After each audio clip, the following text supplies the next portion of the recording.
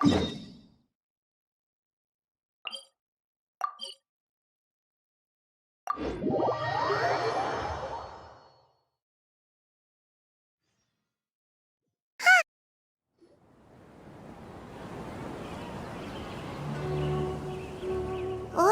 the academia sure is busy during the day.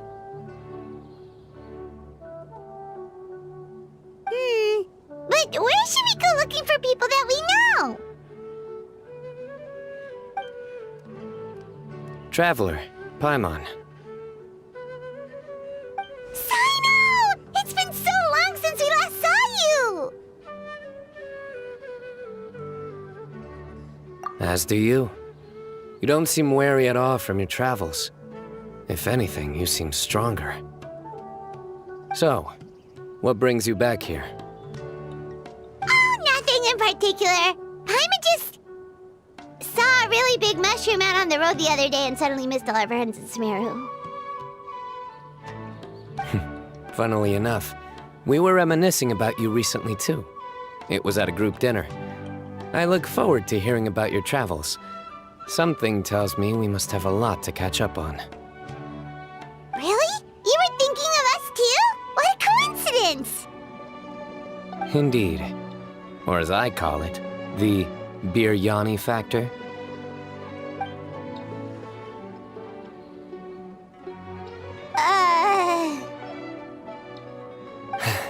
You really want me to say the rest? Okay. It's always rice to meet stew again. Oh, darn, he said it.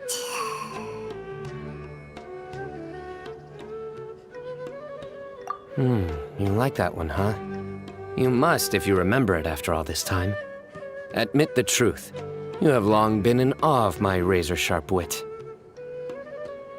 All right. Here's your 500 Mora.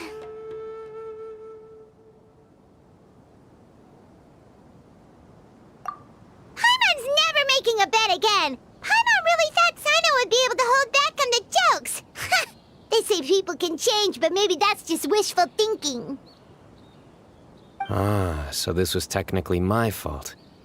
In that case, I'll treat you to some sweets later. Anyway, I'm actually investigating a case right now. My mind is focused on work, which is why I didn't complete the joke at first. A case? What happened? Nothing major. But after finding out who was involved, I decided, on reflection, to handle this one myself. Need any help? We only came here to hang out, so we've got the time. You may as well take us with you, and then when you're done, we can, you know... Such enthusiasm. Are you worried I'll forget about treating you to some sweets if you're not around to remind me? What? No! All right, was it really that obvious? Obvious enough. Still, it's a fine idea. You are the heroes of Sumeru. It makes perfect sense to work together. All right, follow me.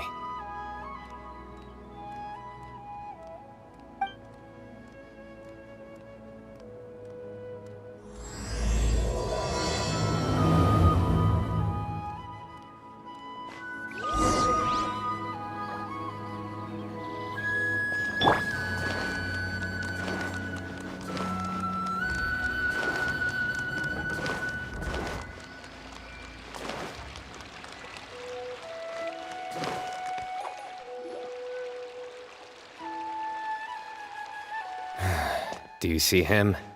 The old man flailing around? Oh, is he the one you wanted to talk to about the case? Correct. His name is Cyrus, a former Spontamod sage. He taught both me and Lisa. Huh? Cyno's teacher is in trouble? It's ridiculous.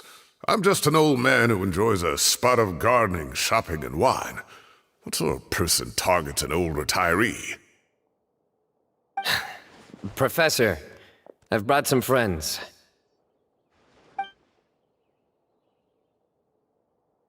Ah, Cyno. Now who do we have here? Hold on, let me think. A flying fairy dressed in white? A youth who does not seem to hail from this land? My goodness. You must be the legendary traveler in Paimon. I've heard all about what you've done for Sumeru. Wow, looks like we're really famous! I've told him about you before. You are my friends, after all. That's right. Let me summarize the situation. A couple of days ago, Professor Cyrus suddenly received a threat letter. A threat letter? Exactly. Who sends a threat letter to an old man like me, for goodness sake? This is the letter in question.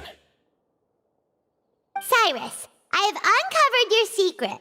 If you wish to prevent it from going public, leave 10 million mora at the back door of the cafe. Secondly, don't come looking for me. You'll never find me. But I will always be watching you and all of your secrets. Finally, if you dare to report this to the Matra, there will be consequences. Wow, they sure didn't mince their words. Clearly, this person must be desperate for Mora. 10 million more. What a joke. I'm just a single retiree with nothing to my name beyond the tomatoes in my garden. Where do people think I'm hiding 10 million more, huh? And my tomatoes? There were no witnesses, so currently the letter is all we've got. So, Traveler, Paimon, let's put our heads together. Paimon's ready too! All right, take a look. Do you see anything suspicious?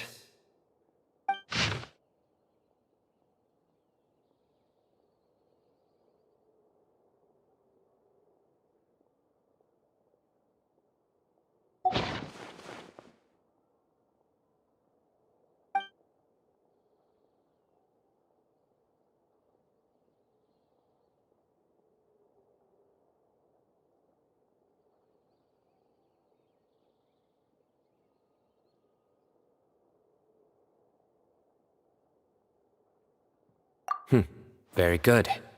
The paper has a rather rough texture. It's not the typical kind you see in most books. Another thing is, some of these strokes look kind of blurry. Could there be an issue with the ink? Possibly. And I bet the paper has something to do with it. Most of the paper around here is much smoother than this, and the ink is absorbed quickly so it doesn't run. This paper, meanwhile, it's very coarse-grained, almost as if it's made from some sort of plant matter. It's certainly not the same paper as we use in the academia, but the ink is nothing special. Just regular black ink that gets a blue tinge when applied to paper. So do we think the culprit has a connection with the academia or not? Wait, check this out! Looks like this part got wet at some point. Agreed. The staining suggests it was a colored liquid, not plain water. It also looks like it was wiped off with a damp cloth. A colored liquid, so... tea? Wine? Looks like we're thinking along similar lines. Let's go talk to Arof. There are some things I'll need him to take care of.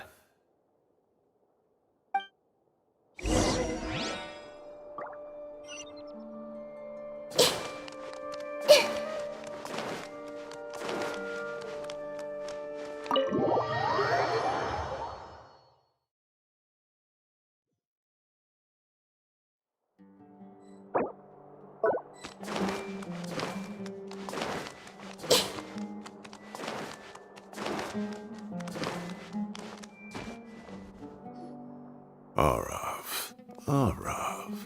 Ah, there he is.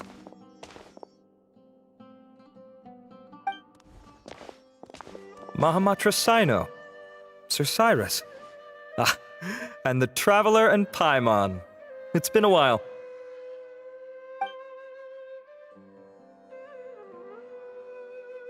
As such, I'm inclined to believe that the culprit in this case is a student at the academia. Somebody young and strapped for cash. Oh, one last thing.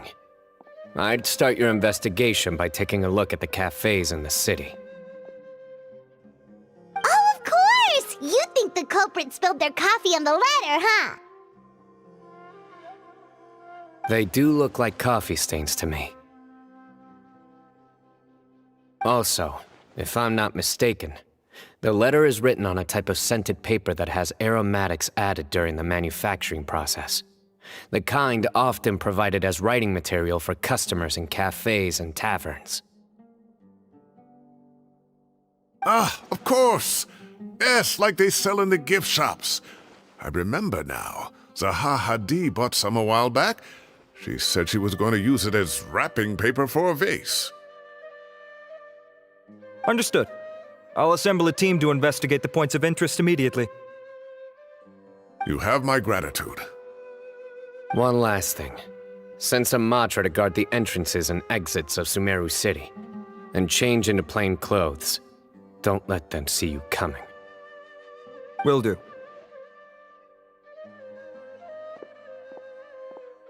Great thinking, Cyno. So, where do we think the culprit's at right now? Yeah, they've probably been lying low at home waiting to see how Cyrus reacts. You're right, Paimon. Really? Which part? The culprit's approach. Whatever happens, they need this Mora. But just because they warned Professor Cyrus not to go to the Matra, doesn't mean they know what he'll do next. So, like you said, they need to wait and see. And crucially, the culprit said they'd be watching the Professor's every move. Huh? Wait, are you saying...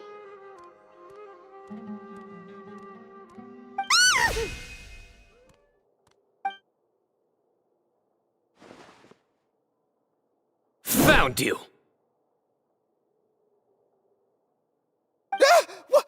What are you doing? You wrote the threat letter! I don't know what you're talking about. What threat letter? I sensed someone was watching us from the shadows the moment we entered the House of Dana. You managed to stay relatively well hidden for someone reckless enough to threaten Professor Cyrus. There are a lot of people here, but we were looking specifically for Arav. Whoever followed us the whole way was likely to be the culprit. I was just listening in, that's all. You know something big's going down when Mahamatra Cyno shows up, right? So I got a little curious. What's the big deal? You smiled when Arav left. I saw it as clear as day. Is smiling a crime now?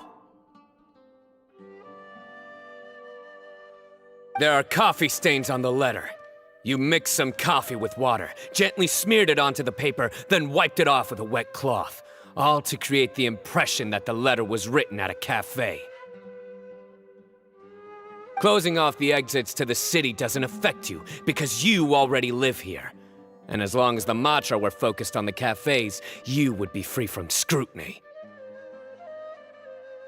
The cafe was a red herring all along. You had to be somewhere where you could monitor the Professor's movements. You can't pin this on me! I haven't done anything! Really? Then why are you shaking like a leaf? The innocent have no reason to fear the Matra. But you... Your heart's racing, and your eyelids are twitching. You're a terrible liar. I would never... Don't try anything or you'll pay the price. Now come with me.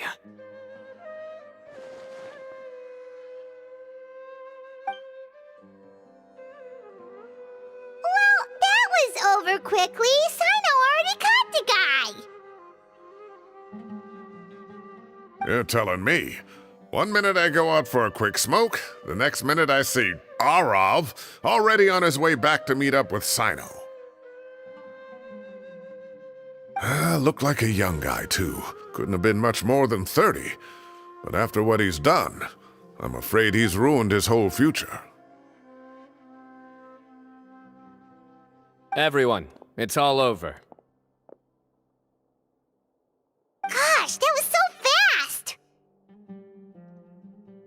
The culprit's name is Uraka, a 16-year-old student in the Rataoish Darshan. Huh? 16? Cyrus thought he looked 30-something! We checked his records. He's 16, a third-year student. But he looks so old. Yeah, seriously! Foolish child. He's too young for the criminal life. What the devil drove him down this path?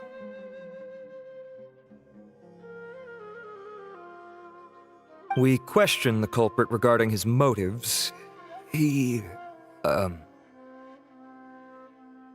Oh, just spit it out. Nothing can surprise me at this point. Very well. It's our understanding that Uraka is a mediocre student who has been underperforming in his classes.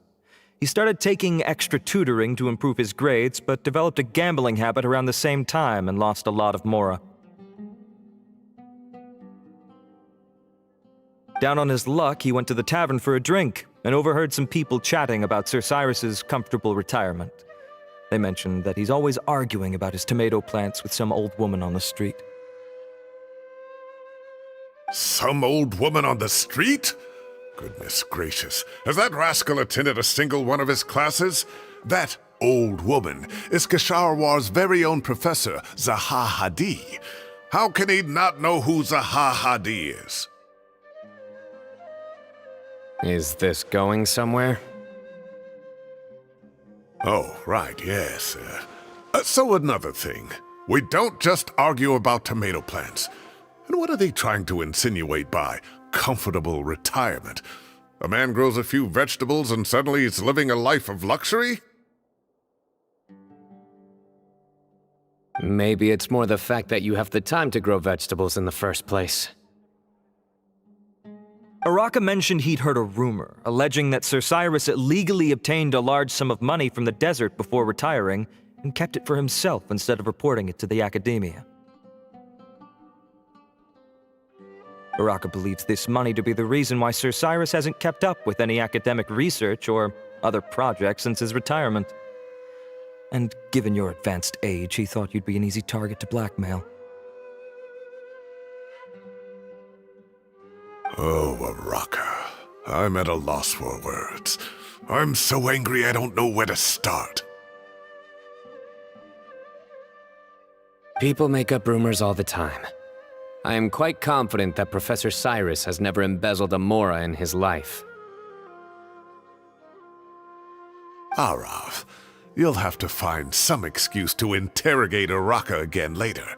I need you to deliver a few firm fistfuls to him on my behalf. I completely understand how you feel, Sir Cyrus, but I'm afraid that course of action goes against the Matra's principles. Professor, there's no need to be childish about this. Oh, come on. I was clearly joking. Okay. Where does this go from here? The academia will determine the appropriate disciplinary action against the student. And as for the individuals spreading rumors about the professor's obsession with tomatoes and some old woman on the street, there could be a slander case here. The Matra will continue to investigate. Who said I'm obsessed with some old woman on the street? Mind your wording or you'll start a whole new rumor. You seem confused. Oh, don't you understand? Uraka is just a young boy who made a very rash and very stupid decision based on some groundless rumor he heard. Besides, I didn't actually hand over any Mora to him. The whole thing sounds a lot worse than it is. All it costs me is a little reputational damage. That's all. Please rest assured, Professor, that the Academia will issue a fair and reasonable punishment. Yes, I have no doubt about that. But as a former educator, I'd still like to have a serious conversation with the boy's parents. Their family lives in the city, yes? Correct. We looked into the family. Both parents are merchants, and they're often away on business. They've never taken much of an active role in their children's lives. Oh, what a mess. You don't have to seal the evidence away yet, do you? I'd like to have that letter back for the time being, if possible. I need something concrete for when I talk to the family tonight. We have to show them how serious this situation is.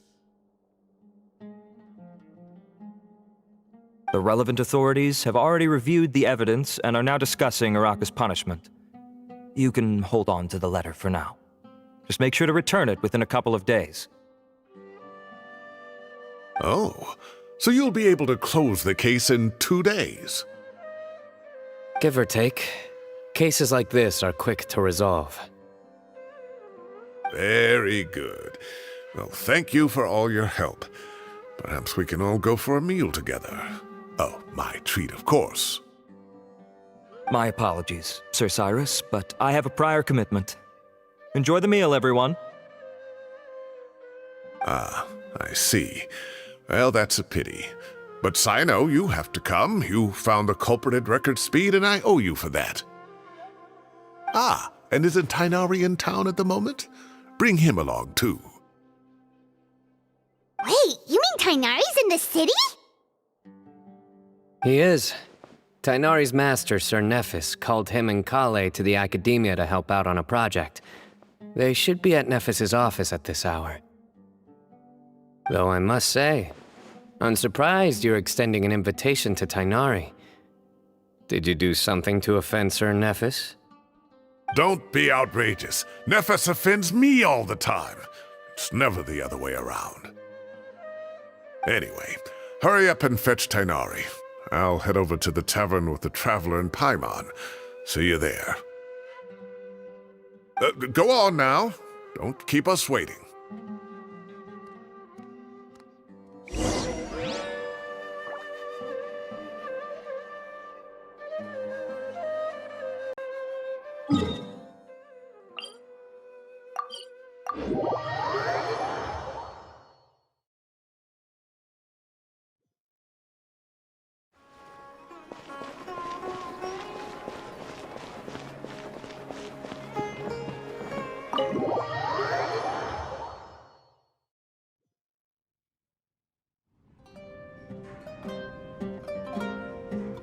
Not to brag, but we never had problems like this at Ratawa Hist back when I was still teaching.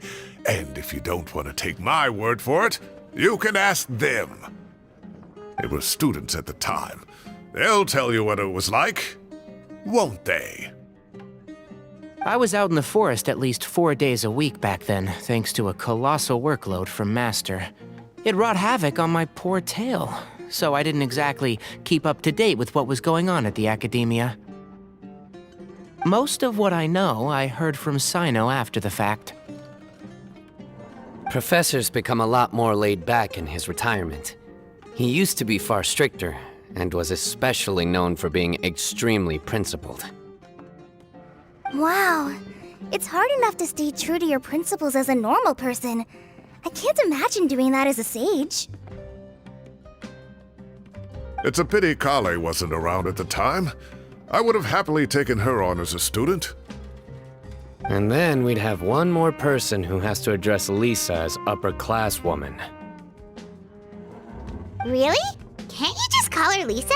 She seems to prefer it when people treat her like an older sister. Oh, believe me, back when she was a student, nothing made her happier than the younger student acknowledging her seniority.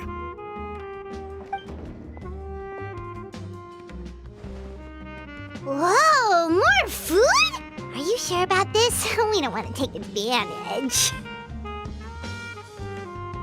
Oh, don't worry about it. Order whatever you like. And if it's not enough, order some more. After all your help today, treating you to dinner is the least I can do. I thought I heard some familiar voices. Ah, and Sir Cyrus is here as well. Oh, Kaveh, it's been a while. Zahahadi was talking about you last month. How have you been? I've been all right, thank you. You're looking very well, sir. I'm glad to see it. Have you eaten yet? Care to join us? That's awfully kind of you, but I had a late lunch, so I'm not really hungry just yet. I'll have dinner a little bit later tonight. I just came to Lombard's to buy some wine, and when I heard some voices I recognized, I thought I'd come and say hello. So what's the occasion, anyway? Some sort of celebration? Consolation, more like. You wouldn't believe the day I've had.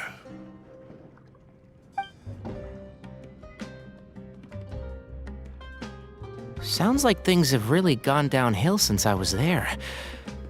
My whole time as a student, I've never heard of anything remotely like that. I can't believe how young the guy is. What are his parents going to think?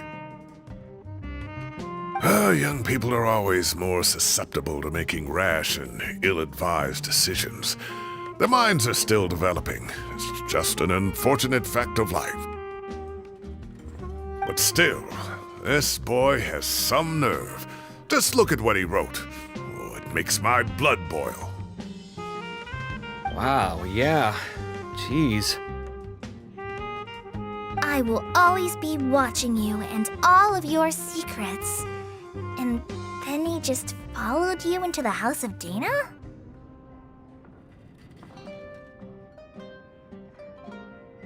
If this were my son, he'd get the scolding of a lifetime. Luckily, I'm also an extremely principled person. Kaveh! Your order's ready, sir! Coming! I'll have to get going. Have a nice evening, everyone. I'll catch you all another time. Okay, bye-bye!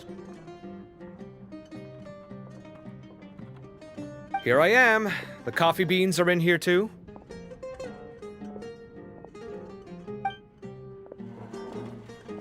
Yep, it's all there. I'll stop babbling away now. Let's eat before the food gets cold.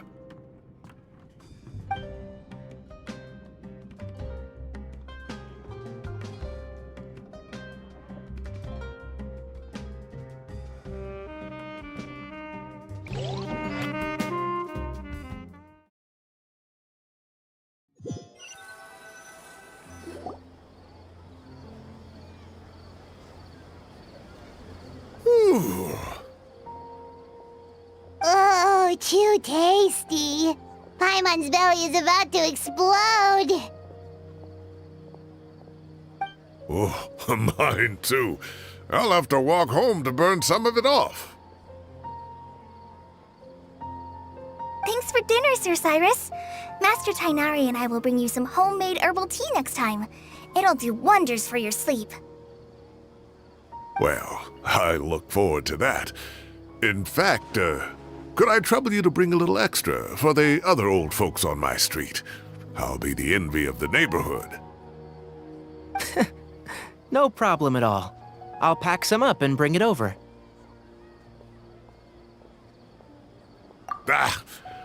see you all later. I better head home now and tend to the crops. Good night, Professor. Don't let those tomatoes keep you up too late. Hey, my tomatoes are serious business. I am not about to be beaten by Zaha Hadid. Anyway, I'll be leaving now. Don't stay up too late now, children. I bid you all a good night. Take care. Have a safe trip home. All right. Now, we finally have some us time. What do you mean, us time? Well, I was talking with Tainari and Kale, and since we all have some free time, we thought we could all go camping together. Think of it as our way of welcoming you back to Sumeru. Camping? Oh, that sounds fun! Paimon's in!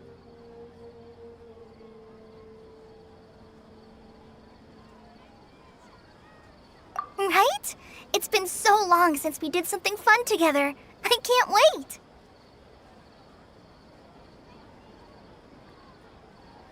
Everyone, let's meet tomorrow afternoon at the riverbank to the southeast of Gandharvaville. No need to bring anything. We've already packed everything for the trip. Just bring your delightful selves and prepare to have some fun. You got it! We'll be there! Great. Then we'll see you tomorrow.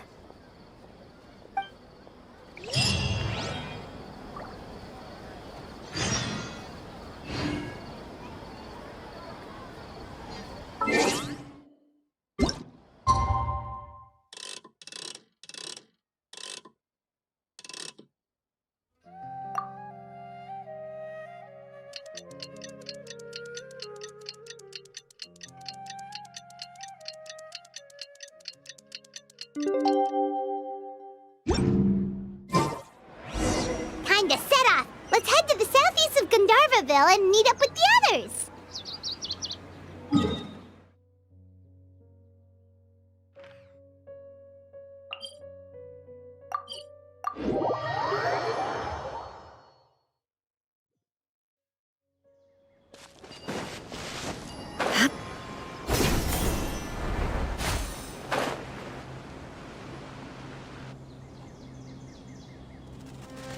We're here! Wow, you guys are ahead of the game. You set up the tents already. I'd say we're right about on schedule, actually. We were aiming to have them set up before you arrived.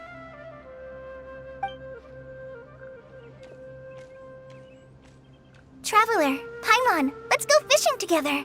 Whatever we catch, we can grill for dinner tonight. You got it. Dinner's on us tonight.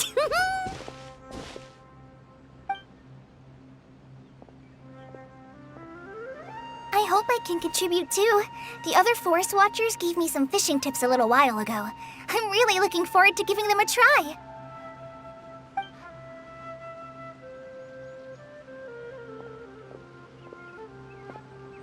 I saw some very appetizing mushrooms in the area, so I gathered a few for us.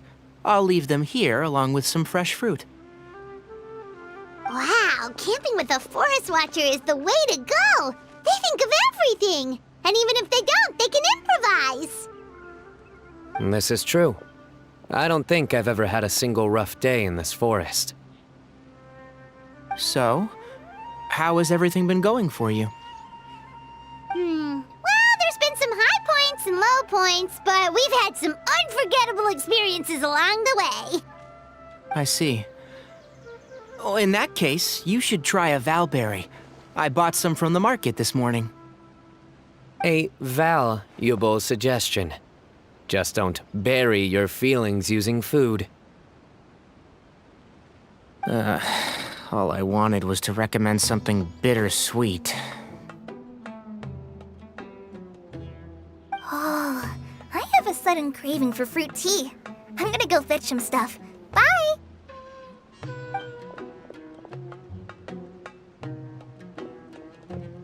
She sure made a run for it.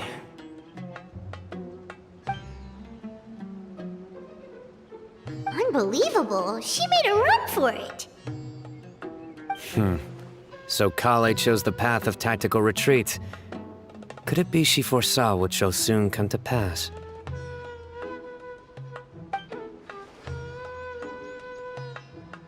My dear friend, you know what I am about to say.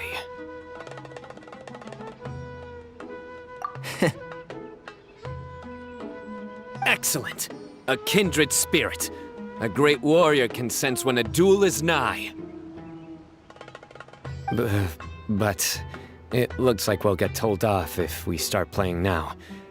Let's enjoy the nature for a while longer.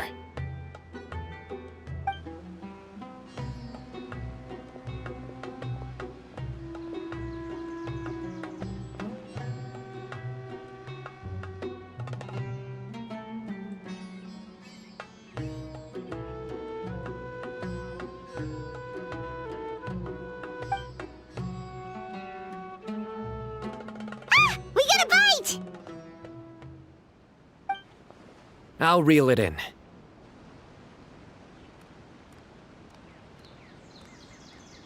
Firewood, spices, snacks, and drinks.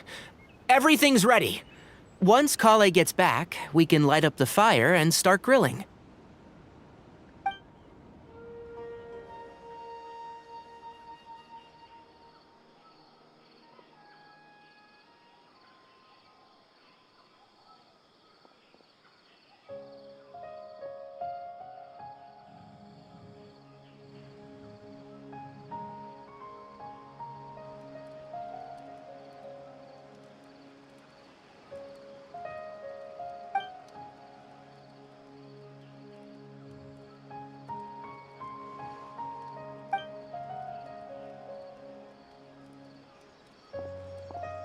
There are 3 tents. Which one do you two want to take? How about the one on the left? Well, Paimon just thinks the ambiance here is a little better. True. But it's also the closest to the water. If there are any sleepwalking fungi around tonight, they might stumble into your tent. Well, that's no good. Take my weapon. You can use it to bar the entrance. Anyone would think you were sealing the gates to King Deshret's mausoleum. Excellent. Then this tent will be an impenetrable fortress. I'm back! How's your appetites? Ready for the barbecue? Always.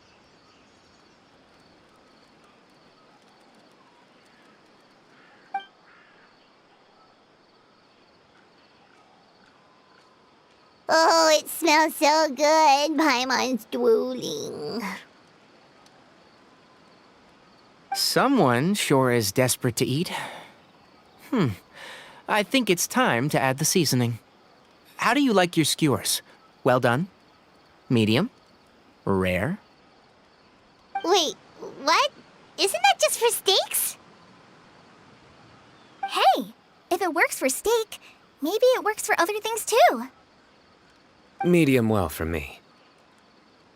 Okay, these are about ready now then. It'll be a few more minutes for anyone who wants theirs well done.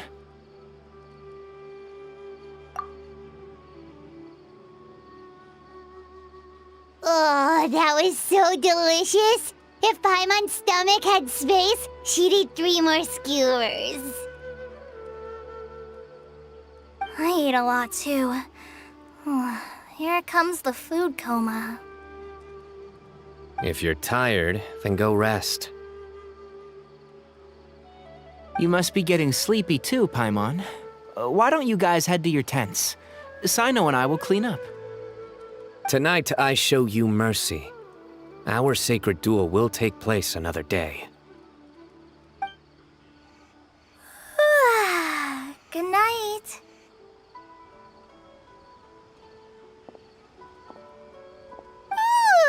Paimon's struggling to keep her eyes open.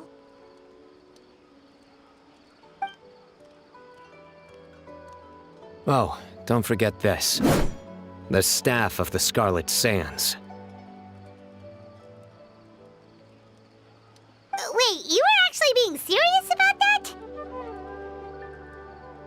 It's a very powerful weapon. Try it. Paimon can't even lift that thing. Fair enough. You sure you don't want it? Yeah, Paimon's sure. We'll be fine. And even if we do get an uninvited guest in the night, Paimon will be here to take care of the traveler.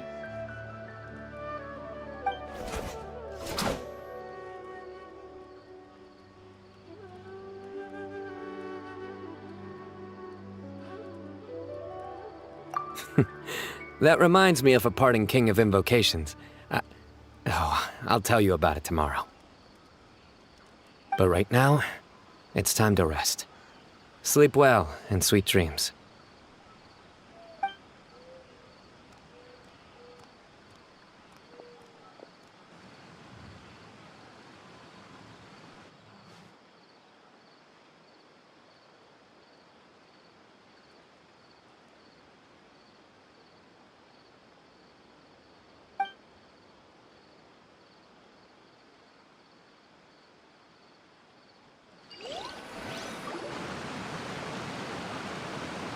I think they should all be here. Traveler? Paimon? Are you in there? Could you come outside for a sec? Look at this. What the? What's this sword doing here? Is it supposed to keep out intruders? Evidently. Huh? Who is it? Oh, what time do you call this?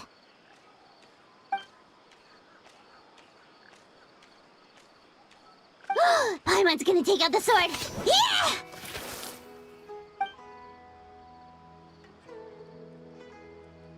Oh, hey them! Kaveh! What are you doing here? It's the middle of the night!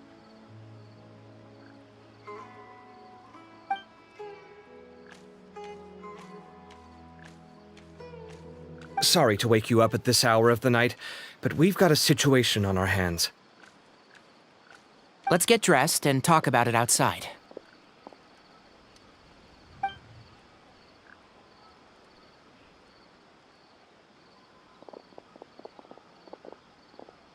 Something has come up. And since it pertains to Cyrus and Cyno, I deemed it essential to inform you all. Whoa, back up. Let's start from the beginning.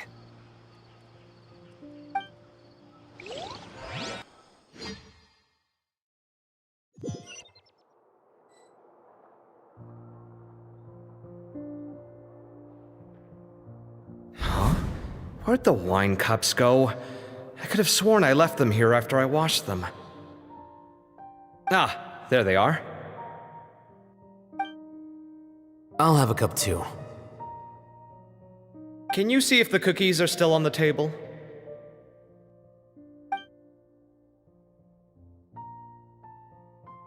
They are.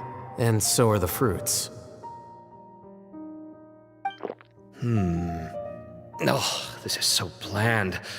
I should have gotten a few bottles of what Cyno's group was drinking last night. Do tell. What were they drinking? Oh, right, I forgot to mention. So, I ran into Cyrus yesterday evening when I went to the tavern to pick up some things. He was hosting a dinner for Cyno, Tighnari, Kale, and the Traveler and Paimon. Anyway, they got a bottle of Lombard's new vintage for the table. At least, I think that's what it was. It looked pretty good. Sounds like they're all tangled up in this. You know what it's about, right? 16-year-old kid tried to extort Cyrus. He was asking for 10 million mora. I heard some people talking about it on the streets, yes. Didn't take them long to catch the culprit. The sages are probably dealing with the case by now. I wonder what Sir Nephis and the others will make of it.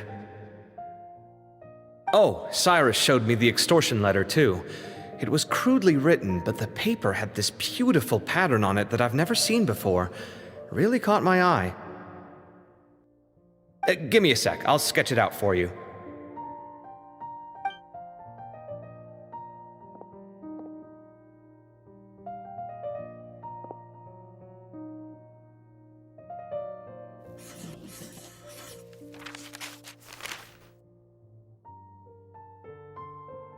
Okay, done. Take a look. You see what I mean? I don't think I've ever seen writing paper like this around before. God knows where the culprit got it from. Interesting. These are all motifs associated with the tribes of the desert. What? Really? Take this, for instance. Looks like an outline of a spire, similar to the kind found on some ancient palaces. And the crisscrossing and mirroring here, I recognize that too. It bears a striking resemblance to an ancient emblem, one that hasn't been used in a very long time. Whose emblem is it? It's the emblem of the Temple of Silence.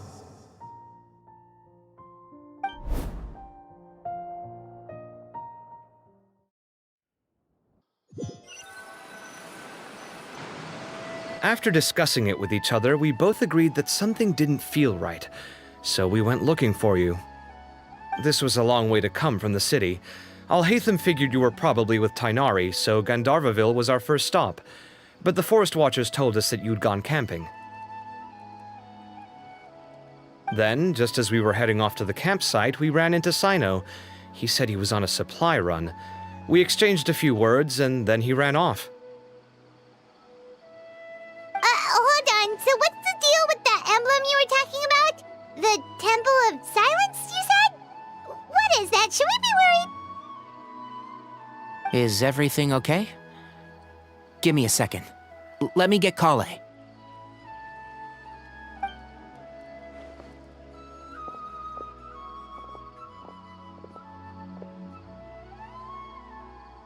So you've never heard of the Temple of Silence?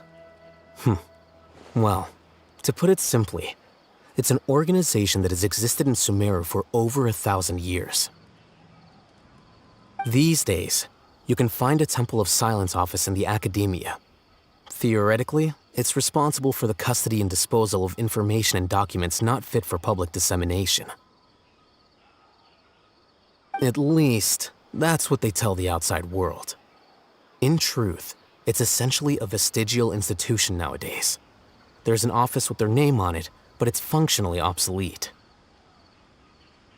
Historically speaking, the original Temple of Silence is said to have been established by Hermanubis, one of the 7 pillars of King Deshret and the greatest of all sages. Most of the organization's members hailed from the desert. By contrast, none of the Academia Temple's current members are from the desert region, nor do they use any symbols connected with the desert folk. So the Temple of Silence at the Academia is just a fake? Wow. It's possible. The real question is, why? My guess is they're covering something up. So, how do you know all this? Sounds like some pretty top secret stuff. Did you forget? He did a stint as acting Grand Sage, and kept the pay raise even after he resigned. Oh, yeah! Paimon did totally forget about that. So you took the chance to read all the top secret documents while you were acting Grand Sage, huh? If you're asking me whether I familiarized myself with the documentation in my office, I would respond that that's a perfectly normal part of any job. So much about this doesn't make sense.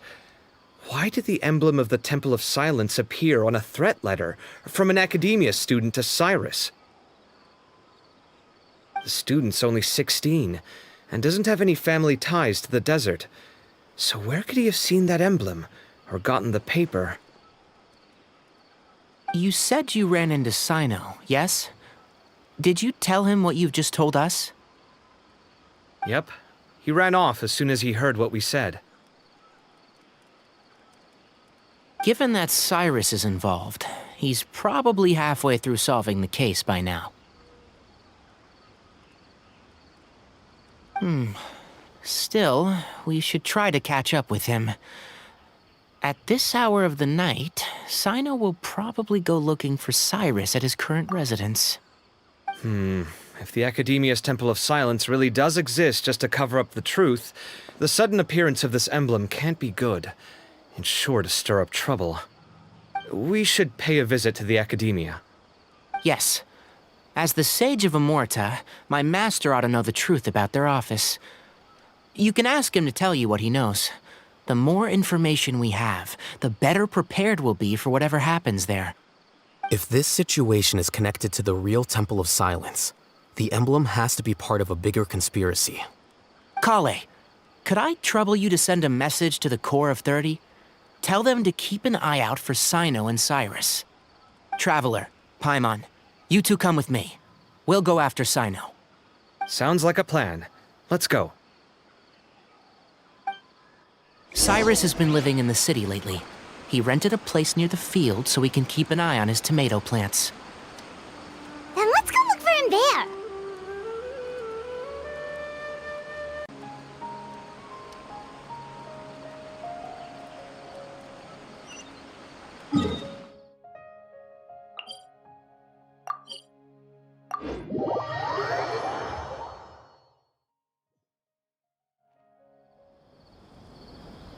Here we are. This is the place. We might be too late. Looks like nobody's home. Oh, Cyno moves fast. If he was here, he's probably long gone by now. I know that voice. Is that Tainari I hear? Ah! Professor Zahahadi! Wow, so it really is you. My goodness, whatever is going on tonight? We're looking for Cyno. So, he's already been here. Yes, not long ago, in fact. He knocked on my door and asked if I'd seen Cyrus today at all. I told him the old fool left early this morning, and I hadn't heard him come back. So we went to his place, and would you believe it? He's gone. Goodness knows where to. It must have alarmed Cyno, because he took off in an awful hurry after that. He never did explain what this was all about. How serious is it? Well, if Cyrus isn't at home... Oh, it sure doesn't sound good. Professor, did you hear that a student recently tried to extort Cyrus? Why, yes.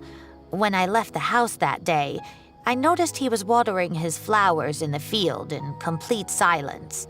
He had a piece of paper clutched in his hand, and he looked lost in thought. I could tell something was troubling him, but he wouldn't tell me what it was. If Cyno hadn't happened to visit him that day, he'd probably still be holding on to that thing. After seeing the letter, Cyno told him to contact the Core of 30, but Cyrus was very reluctant. He claimed it would only damage his reputation. Eventually, he relented, after much persuasion from Cyno. Huh? Cyrus didn't want to report it? Well, that's strange. When we saw him, he seemed pretty okay with the idea of the kid getting his just desserts. As a former sage, it's possible Cyrus still has enemies at the Academia. That's why Cyno was so insistent that he report the matter to the authorities. I was there while they were going back and forth over it. So Cyrus initially hoped to stop this from going public. But why?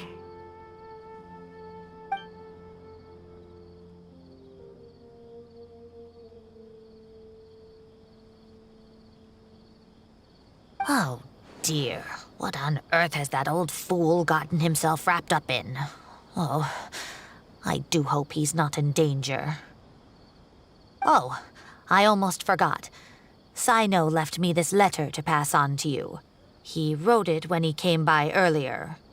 He realized you might come looking for him. Thank you. What does it say? Let Paimon take a look.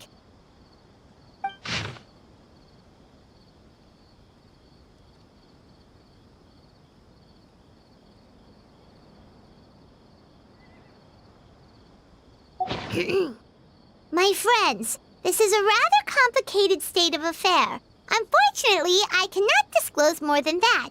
I ask you to understand and accept that I had to act alone at this stage. Don't come after me. Yep, that sounds like Cyno. Thank you, Professor. Please do not worry. We will do all we can to protect both Cyno and Cyrus. Traveler, Paimon, let's head to the Academia and regroup.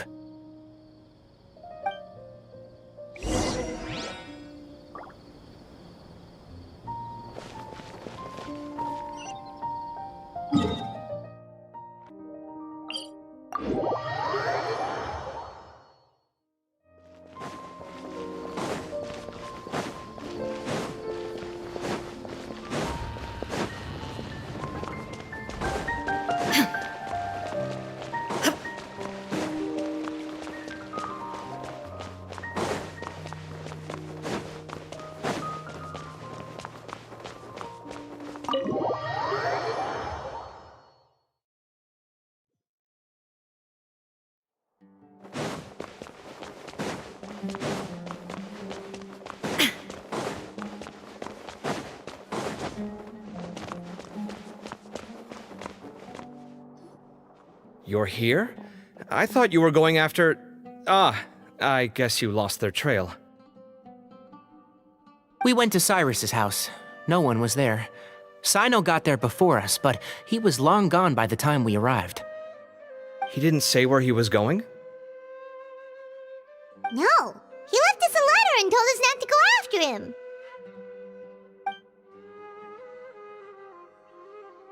Can't say I'm surprised. Typical Cyno. Anyway, some updates on progress on our end. I drew the emblem from memory again, but in more detail this time.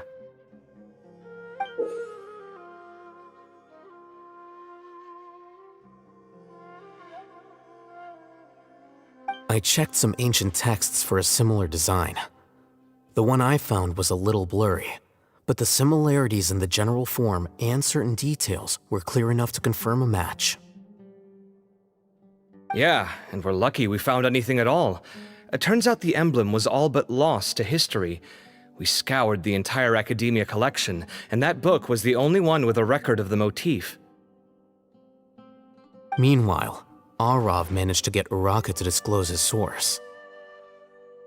The one who told him about Cyrus's embezzled funds was a young man from the desert.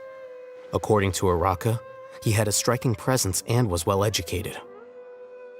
Apparently, the two met in the tavern over a game of cards. The guy claimed to be in the city for business, as part of a merchant caravan. Uraka was intrigued when he heard what his new acquaintance had to say, and brought up the idea of extorting Cyrus for Mora. The guy encouraged him to go ahead with it, then handed him some pen and paper to write the letter. I see. So it could be that this person planted the paper intentionally. So, how do we find this guy? Did Uraka say where he is? He doesn't know. He claims not to have seen him since that day in the tavern. The man gave him some tips on how to carry out the extortion, but from then on, Uraka was acting alone. Nephis and Arav have gone to meet the Core of 30 and review the city's entry and exit records. Also, Nephis admitted that the Temple of Silence in the Academia is just a facade. The true Temple of Silence once came to the rainforest to establish a collaboration with the Academia, but as time went by, the sages gradually became corrupt and foolish. The Temple of Silence felt that they could no longer trust the Academia and ended the partnership. They retreated back to the desert about 400 years ago. Ever since its inception, the Temple of Silence has been the guardians of King Deshret's civilization and belief system. They traveled throughout Sumeru, sequestering and guarding any wisdom that posed a threat to the people's livelihoods.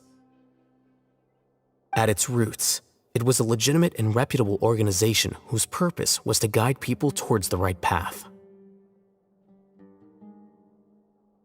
The Academia of the day knew that the split would damage their reputation if it became a matter of public knowledge. And so, they set up a dummy organization of their own to conceal the truth. Not only that, but they managed to keep up the charade for hundreds of years! So how did Cyrus become acquainted with the true Temple of Silence if they left centuries ago? I'll bet that's the question that bothered Cyno. Probably why he went after him in such a rush. Whoever is behind this, getting Uraka to extort Cyrus was only the first step of the plan. Their true goal in doing so was for Cyrus to see the emblem on the letter. He must have recognized it right away. That'll be why he didn't want to involve the authorities. He probably hoped to take care of the whole thing by himself.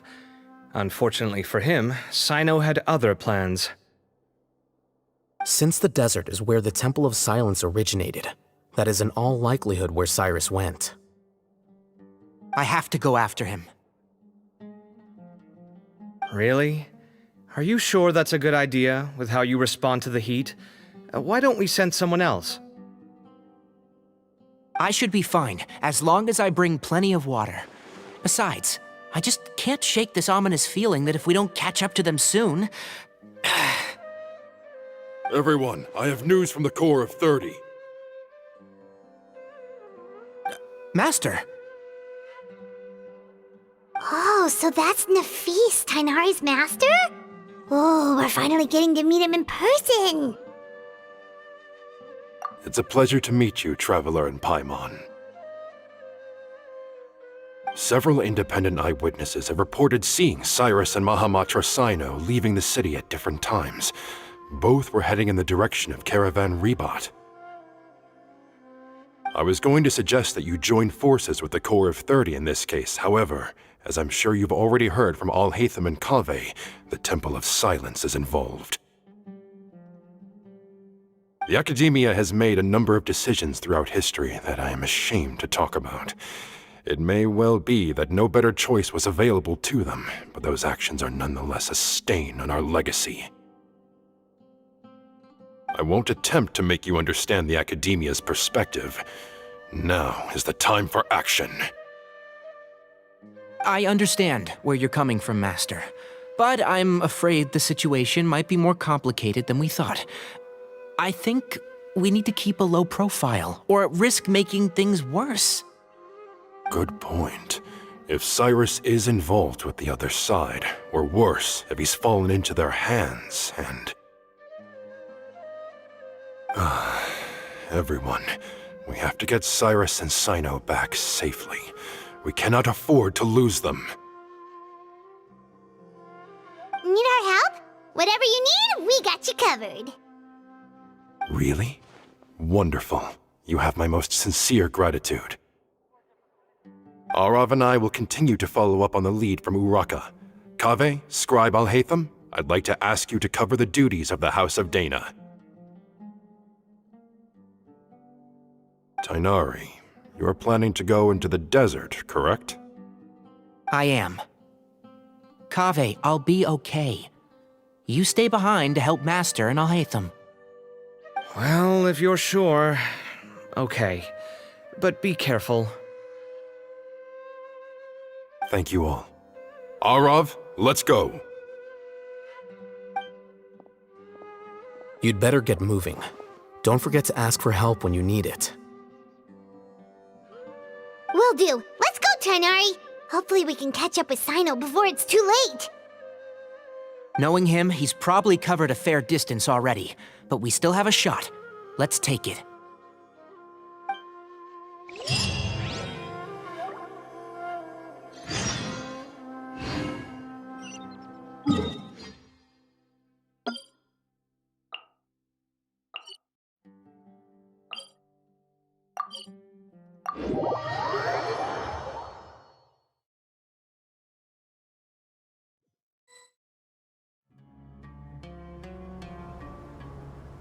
Okay, we made it to Caravan Ribat. Where should we go next? Maybe we should ask the nearby guards if they've seen anything. Hold on. Look over there. Is that Dia? You sure you want to brave the desert alone? I mean, it's your choice at the end of the day, but still. It's not my first time. I'll be fine.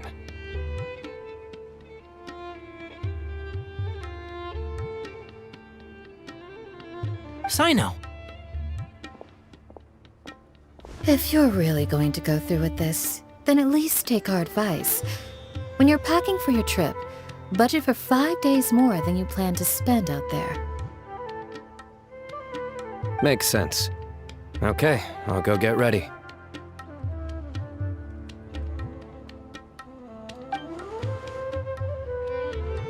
Thought we might find you here. You're trying to retrace Cyrus's steps, aren't you? Didn't I tell you not to come after me? I thought I had a good lead on you. Well, sorry, but we never agreed to that. Why would you go off on your own like this? Nothing personal. It's just a complex situation. And I'd rather not involve anyone else if I can help it. Takes a special kind of person to get Cyno chasing them all the way out to Caravan Rebot. But why so coy today, huh? You only gave us his age and description. Why can't you reveal his name? Is he Sumeru's most wanted or something? Oh, also, hey guys, it's been a while. Dia and Candace! So nice to see you. Actually, seeing all of our friends is the whole reason we're here. You're looking well. Glad to see it. Candace and I came to Caravan Rebot on business. We ran into Cyno as he was asking about some elderly gentleman's whereabouts. Some people say they saw him. Guess he stood out as an older guy heading into the desert alone with just a sumpter beast in tow and very few supplies. That's gotta be one heck of a story there. Cyno, it's okay if you can't tell us anything about the case, but let us know how we can support you. We're here to help however you need. The more people we have working on this, the quicker we'll be able to find the person you seek. No, it's not that simple. If I'm right, he'll be doing everything he can to avoid us. We spoke with Zaha Hadid. From what she said, it's pretty clear that he wants to try and solve this on his own. It won't be easy trying to find him in the desert when he's deliberately trying to cover his tracks. Sounds like this is far more complex than we imagined. Still, if he started from Caravan Rebot, the chances are that his route took him past our village. You may as well ask if anyone there has seen him. My thanks to you both. Once this is resolved, I will find a way to repay you. Come on. No need to get all serious. Just buy a round of drinks next time we're all in the city or something. That's a deal. All right, so, you all set? Yes, we'll handle it from here. Thank you again for your help. I don't take it for granted. All right, then we'll leave you to it. Just remember, if you change your mind and need some reinforcements, we'll be here. And don't think you'd be imposing. You can depend on us. Don't worry, we'll keep him out of trouble.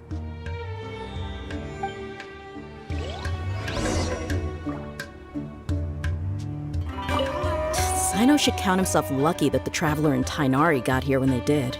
What was he thinking, trying to play the lone hero? The desert tests the character of all who enter it, and only those with wisdom and courage shall prevail. But take heart. With his companions by his side, no harm will come to Cyno.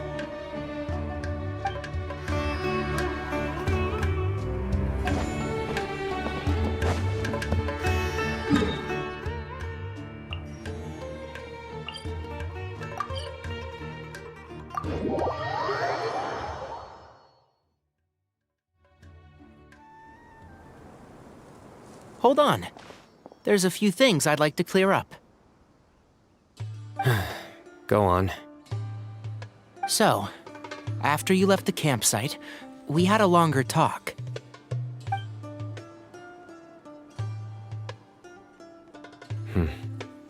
Clearly, we've only scratched the surface of the Temple of Silence question. It doesn't surprise me at all that the one in the academia is a fake. Do you have any connection with the Temple of Silence? I do. I trust you're all aware of the spirit that gives me my power. Hermanubis, the original founder of the Temple of Silence. Due to my unique constitution, I was put through a number of trials in the desert when I was younger. Later, I met the professor, and he brought me to Sumeru City. But my memory of that time is hazy. I can't recall much. It's a good thing that Kaveh noticed the emblem on the letter. Without that, I don't know if we would have connected the dots and realized there was more to this case than mere extortion. I did not recognize that symbol at all. Whether that's because I've never seen it, or because my memory fails me, it's hard to say. Yeah, you're right. Thank goodness for Kaveh, and for Alhaitham's diligence during his time as acting Grand Sage. But Cyrus must have recognized it right away, right? Otherwise, he wouldn't have had any qualms about you reporting it. Oh, maybe his connection to the Temple of Silence goes even deeper than yours. I suspect so too. Professor has never once mentioned the Temple of Silence in conversation.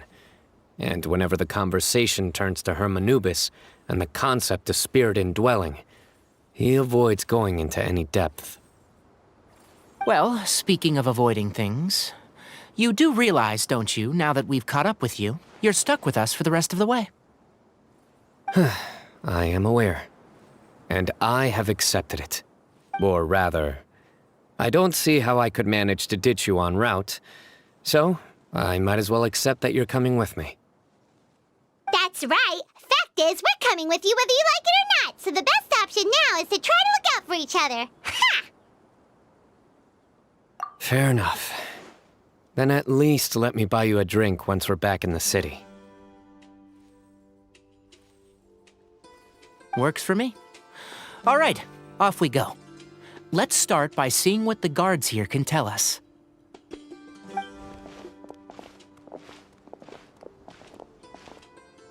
Hello. Mahamatra Cyno? I'm looking for someone, so I'd like to confirm any recent foot traffic in and out of Aru Village.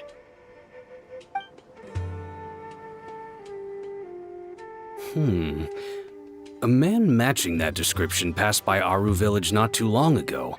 He stopped by to load up on food and water and feed his sumpter beast, then he was on his way. Where was he going? Let me think. He took a seat by the entrance of the village for a while and had a brief chat with the person who came to deliver the water. He said he was headed somewhere near an oasis, but he didn't mention which one. Do you have a map? I can mark out the direction he was heading and the best routes to any nearby oases. I have one. Mark away. Great.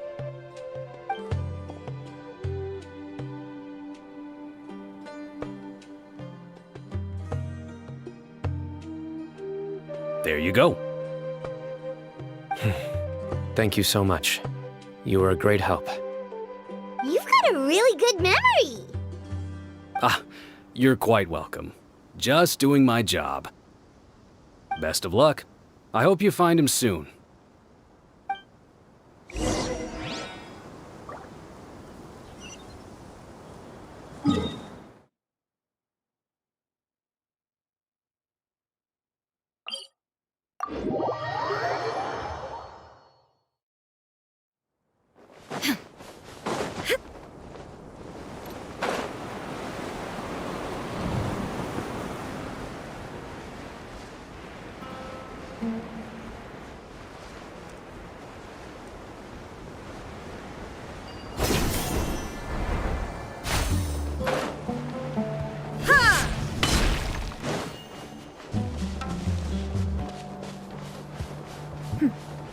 Clear skies can do nothing to hide the brilliance of lightning.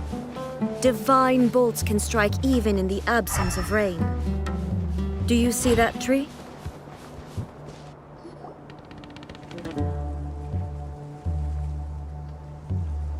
Hold on. I see some people over there.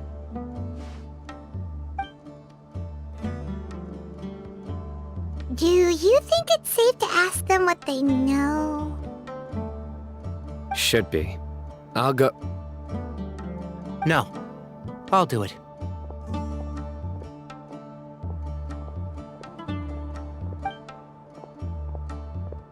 Huh?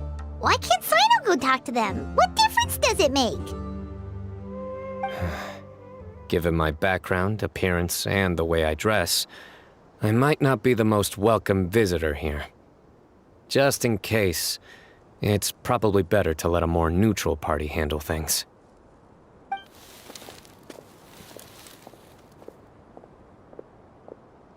Ah, hello there. I hope I'm not interrupting. My friend and I are looking for an elderly man who's gone missing around these parts. Any chance I could ask you a couple of questions? Oh, a missing person, huh? Sure. What do you want to know?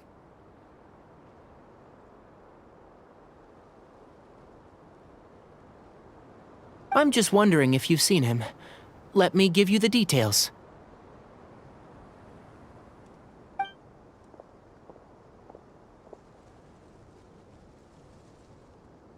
So, a silver-haired guy in a long robe, culture type with thoughtful eyes, and he's traveling alone. He'd stand out like a sore thumb around here. Yeah, sounds like the kind of guy we'd remember if we saw him. He's looking behind me.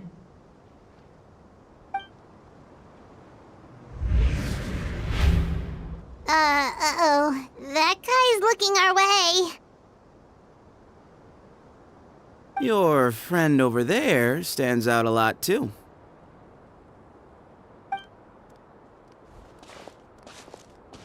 Hey, aren't you Cyno, the General Mahamatra?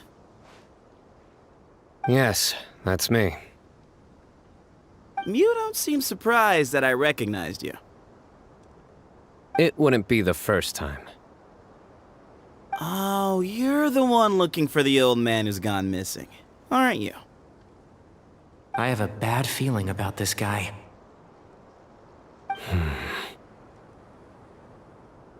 Someone's on edge. You don't trust me much, do you? No need to hide it. I understand why you're wary of us. Still, you came to us asking for help.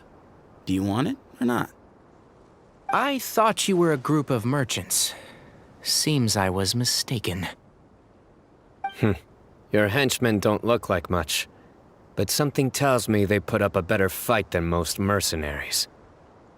Hey! Hear that, guys? You're my henchman now. Suits me, as long as I get paid for it. Just cut to the chase already. I'm running out of patience. All right. Come with me. All of you. Don't you want to find your friend? A silver-haired, long-robe, culture type with thoughtful eyes? Sounds like there's a whole other side to Cyrus I didn't know about. So you know where he is? Just follow me. I'll take you to him.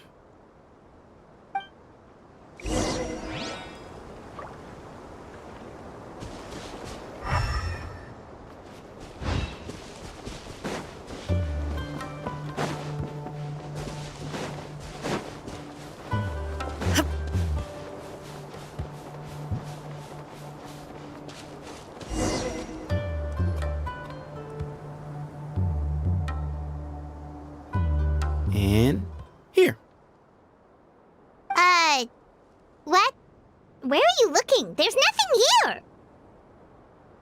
Please, step back. Whoa! Something's coming out of the ground!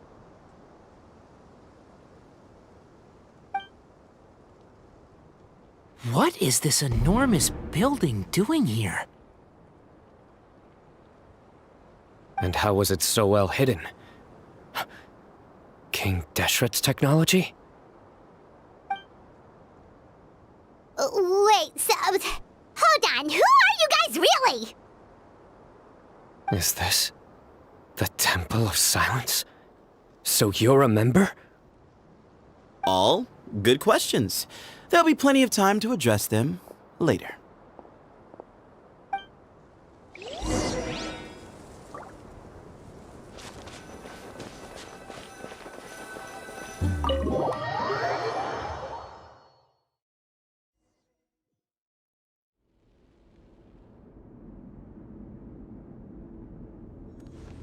This is not what Paimon was expecting to find in the desert, especially not hidden right next to an oasis.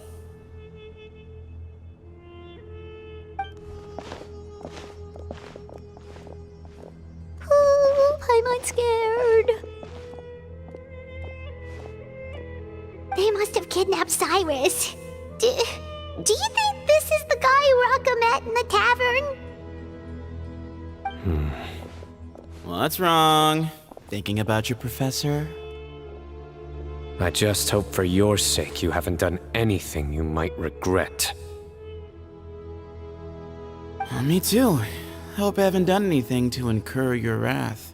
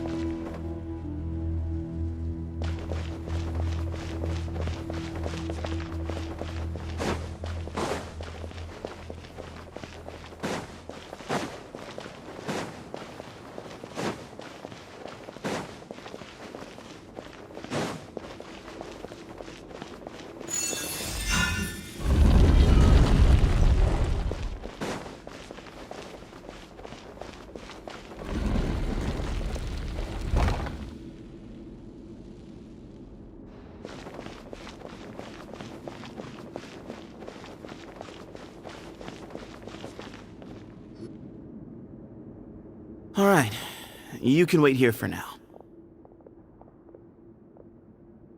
I'll inform our leader that you've arrived at the Temple of Silence.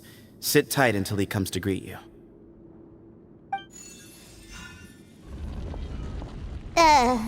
So he's just gonna leave us here unattended? Maybe we're not being kidnapped after all. They can't have been at the oasis by chance.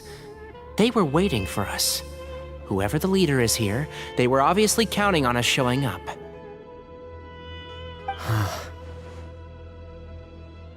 So this is the Temple of Silence. After leaving the rainforest, they hid themselves here?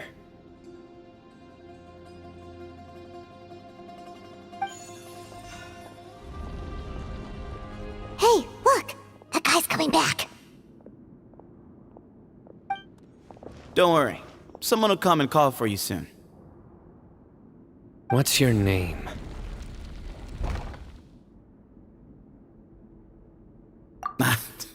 Sorry, guess I was so delighted to see you, I forgot to introduce myself. My name is Sethos. I'll be here if you need me, but I'm not planning on answering all of your questions. Other than that, you can occupy yourselves however you see fit. So we're free to explore by ourselves? Yep. I mean, I'm not worried about you running off. Cyrus is here. And unless I've misunderstood, you're all quite anxious to see him again. He's right. Well, if we've got some time, we might as well take a look around.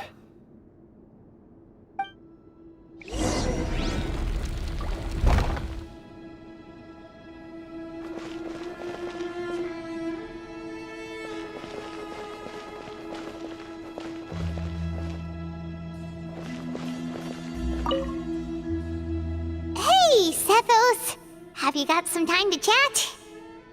Sure. Although, I'm assuming by chat, you mean you have questions for me? I don't blame you. Anyone else would. Not often. The Temple of Silence is a place of quiet and solitude. We don't get too many visitors. Yes, that was me. Although, tricked is a stretch. He was asking everyone in the tavern about ways to make some easy money.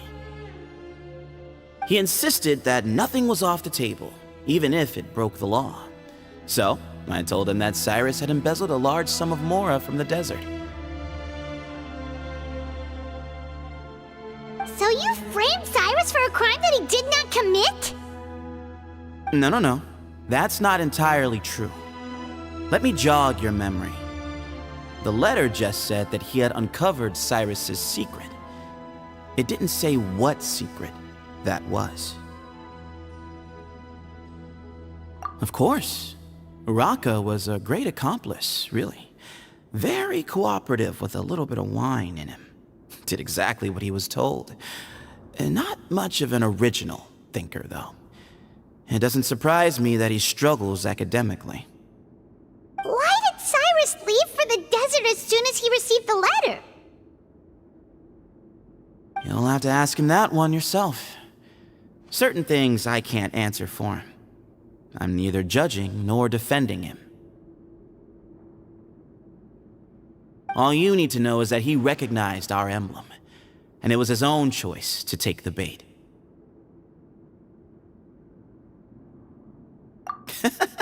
What kind of question is that? He's the General Mahamatra. Everyone in Sumeru knows who he is. Right, but back at the Oasis, you can't have known who he was for sure, or you wouldn't have asked him. So, what we're really asking is, have you never seen him in person before? I've lived in the desert my whole life. Guess you could say I've never had the pleasure.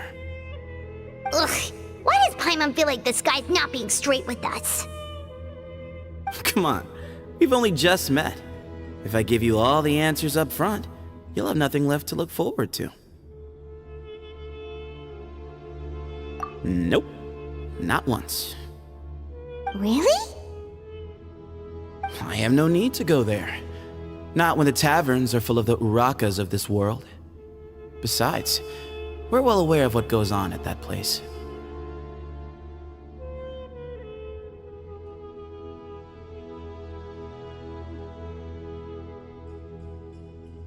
Spies? It's not as clandestine as that. The city gates are wide open. Anyone's free to walk in. You can find out all you need to know just by walking around town and hearing the word on the street. Mm-hmm.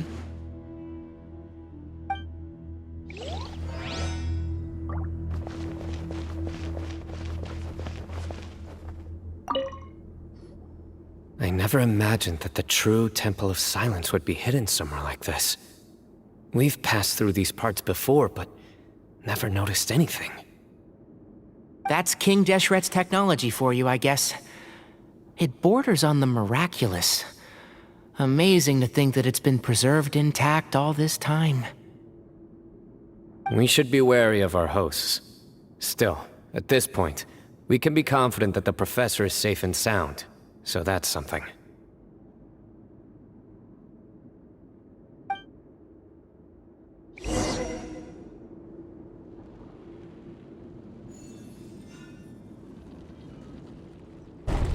Ah, here he is.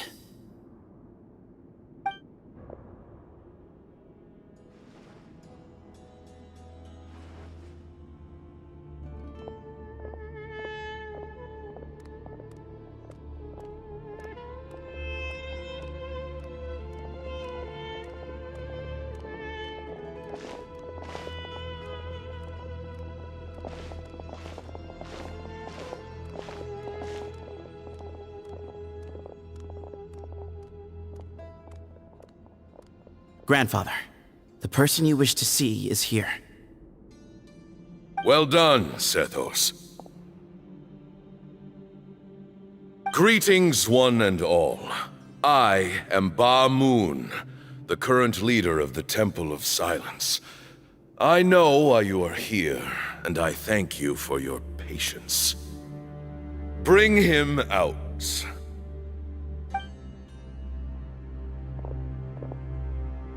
Professor! Cyrus, are you okay?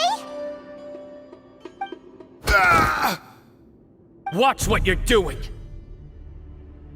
Oh, my apologies. We have no intention of causing you distress. But you must understand, Cyrus is of great importance to us. We had to find a way to bring him back to us. Cyrus owes me his life, and to the Temple of Silence, he owes a debt of gratitude. I let him go a long time ago, but now, the time has come to demand payment. I wanted to end my feud with this old bag of bones before you caught up with me. But you got here so quickly.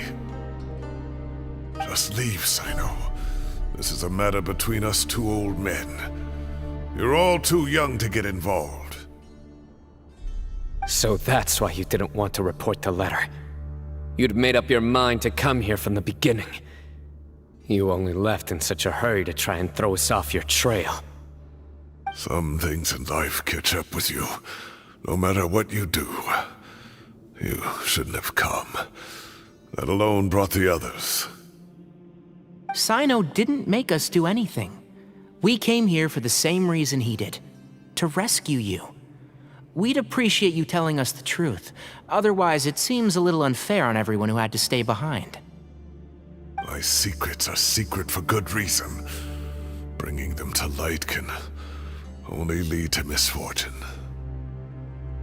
You're afraid, aren't you? You can't bring yourself to speak of your past deeds to the students you nurtured as if they were your own children. You recognized our emblem because for many years you lived among us. Indeed, you all but became one of us. You knew as soon as you saw the letter that we, not Uraka, were the ones speaking to you. It threatened you only because you know what you did. Your own guilt convicted you. For you, Cyrus, are a traitor. You once shared your learning with us, and joined us in our mission to revive the might of Hermanubis, to bring new hope, new opportunity. But then you betrayed us. You bargained for your independence with your past contributions. And then you left, taking with you Hermanubis' might and the wielder of his power. We both know what I said to you that day. That as the leader, I grant you permission to leave, but that one day, the sands of time will catch up with you. And when that day comes, you must pay the price you owe. You really know how to hold a grudge. Hermanubis' might? And the wielder of his power? Does he mean you? Professor, anything to say? The moon is right. I came here once before. He rescued me from the brink of death once, many years ago in the desert. When he learned that I was a scholar, he invited me to come here and revive the might of Hermanubis together. It was a great, daring plan, and one shrouded in secrecy. The Temple of Silence had been bereft of Hermanubis for too long. The strength of its faith and its warriors were waning. Bamoon proposed that we implant bar fragments, shards of Hermanubis, into the bodies of suitable vessels. If the experiment was successful, the spirit of Hermanubis would then dwell within the vessel. Many believers volunteered themselves for the experiment. But we soon discovered that the bodies of grown adults could not withstand Hermanubis' power. In the end, Bamoon offered his own adoptive grandson. One other child was identified as a suitable vessel, and his parents agreed to release him into our custody in exchange for a small fortune. These two children were our only hope for hosting Hermanubis' power.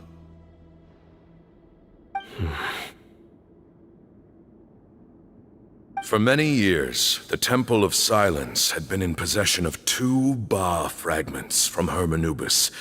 As remnants of his raw power, they were exceedingly rare treasures. The test subjects were sent into a room that had been prepared for the ceremony and instructed to approach the Ba fragments, whose power had been amplified. If, after some time, this power did not repel them, this would mean that they were suitable vessels. The original plan was for a 3-stage experiment: resonance, implantation, and recovery and observation. The resonance stage went quite smoothly for both candidates. As the 2nd stage began, I realized a decision had to be made. Should we implant the fragments one at a time? This would allow us to monitor the results after the 1st round and adjust our plan accordingly. Or alternatively, we could implant each fragment in a different vessel at the same time and compare their effects. But as I was deliberating, both Ba fragments suddenly became active. They glowed with a light we had never seen before. I knew that if they were not implanted right away, they would disintegrate and be gone from the world for good. Our 2 vessels had both displayed great promise by successfully resonating with the fragments. Under the circumstances, the thought of implanting both fragments into the same vessel seemed out of the question. To preserve our faith and our power, we implanted each of them with a single fragment. Ultimately, I ended the experiment and left, taking one of the children with me. In recognition of your past contributions, I chose not to send someone to hunt down and kill you both. Your lives were spared, but I have paid a great price for your betrayal ever since. I have always wanted to see you, Cyno. Losing you and your Ba fragment dealt us a devastating blow. We've been in decline ever since you left. I see. So that's how I gained my power. Look, in essence, I borrowed your Ba fragment for a decade or so. And now you are seeking justice. If you want to take my life, then so be it. I'm an old man now anyway. But you cannot lift a finger against Cyno. He is the General Mahamatra. Your actions would be seen as a declaration of war against the Academia. I'm sure you don't remember anymore, dear Cyno, but you've met us all before. You were so young then, when we all gathered around and celebrated the revival of our Lord. You and he, Sethos, you were our final hope. You'd like me to return my power? As a follower of Hermanubis, I have allowed this power to remain in the rainforest for far too long. Now, it is time to reclaim it. That power is not yours to reclaim. Cyno was chosen by the gods. You cannot take what they have bestowed. You are wrong. Cyno was chosen, but he was not the only one. My child, Sethos, has the same gift as he. So those are your terms for freeing the professor? Despise me all you want. My sins are my own. The Temple of Silence is an innocent party. It is because of my foolishness all those years ago that the Temple's glory has waned. And now I must take responsibility for the decision I made back then. So what you're saying is, the power of one Ba fragment is not enough? You're asking me to return the one in my possession, so it can be implanted in him instead? Divine power causes great suffering to those who wield it. How do you know that Sethos would be able to withstand it? He is no longer a small child. But regardless, this burden is ours to bear, and your objections mean little given that you turned your back on us long ago.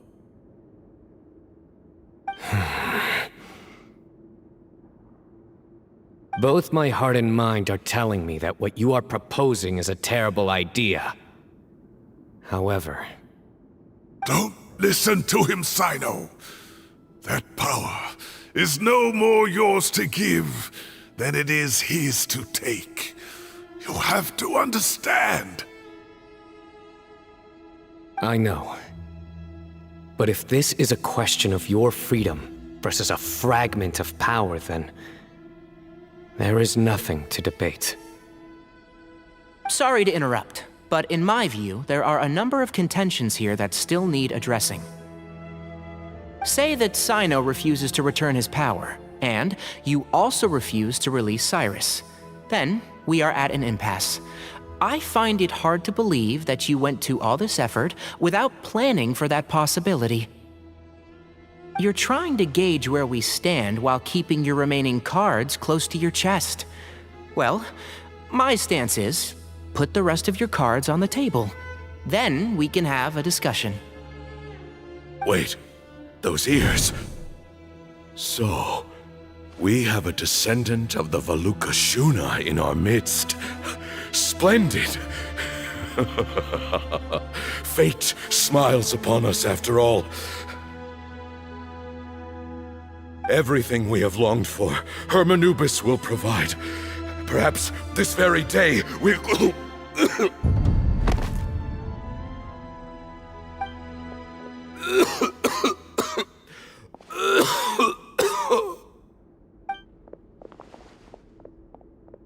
Why is he coughing so much?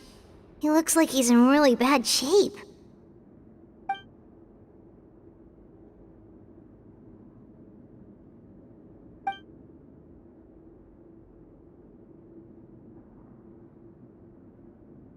Pamoon, you... Take our leader back to his room.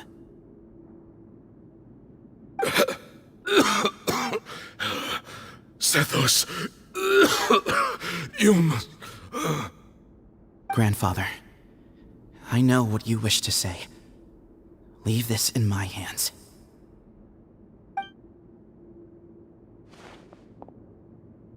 I don't like to drag out conversations, so I'll just cut to the chase. Had Cyrus not stopped the experiment all those years ago, the plan would most likely have been a success. The wisdom of Hermanubis would have been ours. Still, it's no use talking about what-ifs. We cannot change the past. I'm not like my grandfather. The Temple of Silence has a grand legacy and a sacred duty to fulfill. So it's somewhat inevitable for the leader to have an inflated sense of self. But I see things a little differently. I don't believe the temple has the same stature that it once did. Time has worn away at its prestige and changed things almost beyond recognition. So I'm not going to force your hand. You're all free to leave. Except for Cyrus. My grandfather gave him his chance once, and now I'm giving the rest of you yours. You have courage and wise judgment, kid. Reminds me a lot of Pamoon in his younger years. I truly wish that the temple would take an objective look at the academia of today. You've been to the city yourself. I'm sure you've seen that much has changed for the better. And things will only continue to improve. Why not consider cooperating with the academia once more? If you hadn't betrayed my grandfather, I might well be open to persuasion. But it's a bit too late for that now, Cyrus. Tighnari made a good point earlier. He said there has to be more to your plan than this, and I agree. All you and Ba Moon are after is the Ba fragment. The professor will accept whatever fate you deem fit for him out of a sense of guilt. I am the one who has a choice to make. And that's how it was always going to be. Ultimately, you want to trade the Ba fragment for the professor, correct? I'm glad to see you're giving it some serious consideration. I won't forsake my professor, nor do I intend to run from a problem that I must face sooner or later. Give me one night to make my decision. That works. Then I'll be waiting to hear your verdict, Cyno.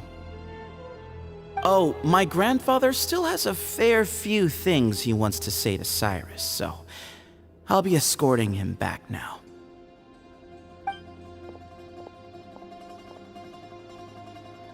Are you sure about negotiating with him? I need to think this through. Everyone, let's meet again later tonight. Until then, take some time for yourself. Alright, well, don't put too much pressure on yourself, Cyno. If you need any help working things out, just come and find us.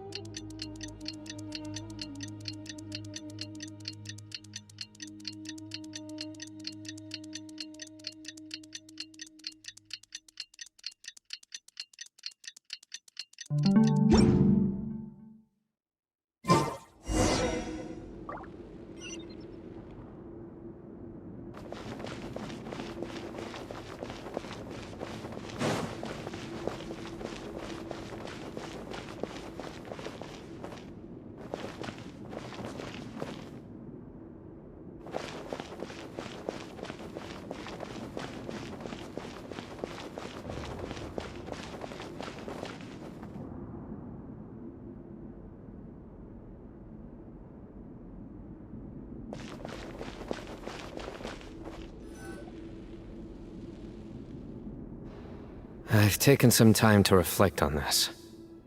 If I had to guess, Professor Cyrus came to the desert knowing that he would almost certainly never return. He's a stubborn man who tends to double down when he feels strongly about something. We won't get anywhere trying to convince him to escape. I agree. My master Nephis says the same thing. Once Cyrus makes up his mind about something, he won't listen to reason. So that's one thing. A few other things come to mind too. You've heard all you need to hear about the Temple of Silence, so on that, I don't have anything to add. My own memories of this place are hazy though. Probably something to do with the overpowering presence of the Ba fragments. That might explain why I suffered from constant headaches and fevers as a child. I do remember having some fleeting moments of profound emotion when vague images would appear in my mind. But I don't recall much, only bits and pieces. I was still young then, and all I could understand was that there was a strong will inside my mind. Thinking back on it now, I suppose it was Herm Anubis' way of trying to encourage me, even if we couldn't communicate. The power that came to inhabit my spirit was probably one of the cornerstones of their whole faith. So if the will and might of Herm Anubis is a real, intangible thing, and they are its rightful worshippers, then You're not gonna give in to their demands, are you? Surely there has to be another way.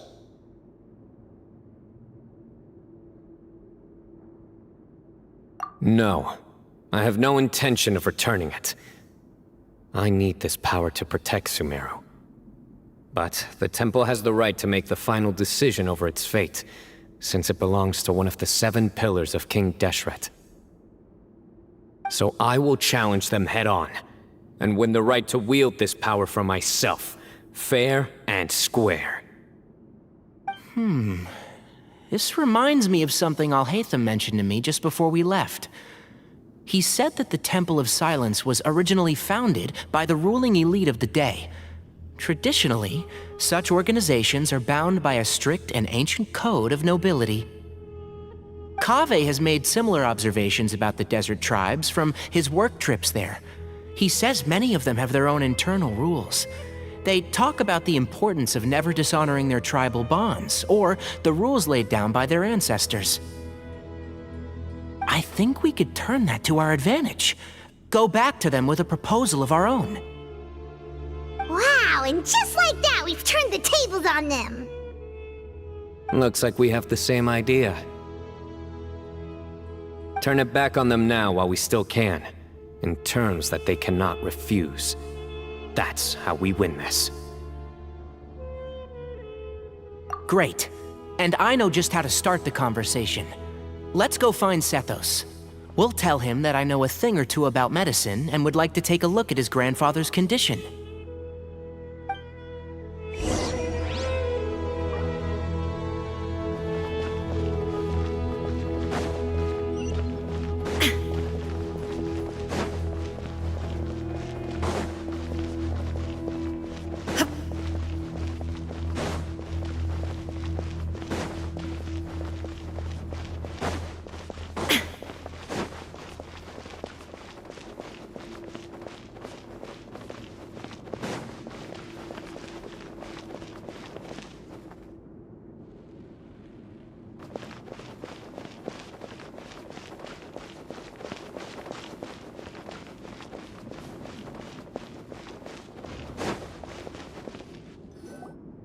Sethos, let's talk.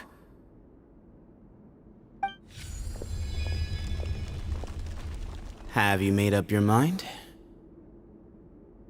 We'll get to that, but first, I have some degree of medical training, so I was wondering if you might let me take a look at your grandfather?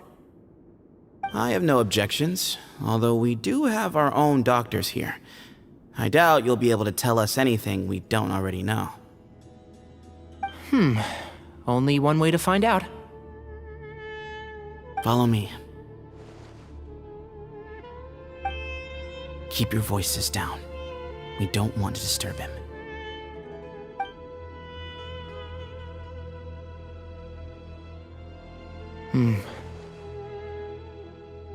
Let's talk outside. Bamoon has fallen into a deep coma, and his prognosis is quite grave. I'm sure that your physicians have come to the same conclusion. He appears to have sustained a serious injury in his youth, which has been exacerbated over the years by the heavy burden of work and now by the effects of old age. Regretfully, I must inform you that, based on what I've seen with patients in a similar condition, he doesn't have long left. A few days at most. Yeah. I've known for a long time. You're his heir, aren't you? You clearly have a lot of respect for the man. But you also see things differently. You have a broader range of concerns and a more pragmatic approach. So tell me how we can end this on your terms. Let's find a way to bring all this to a resolution while Bamoon is still alive to see it. That's what really matters to you. I know it. Yeah, there's no time to waste here. You know that better than anyone.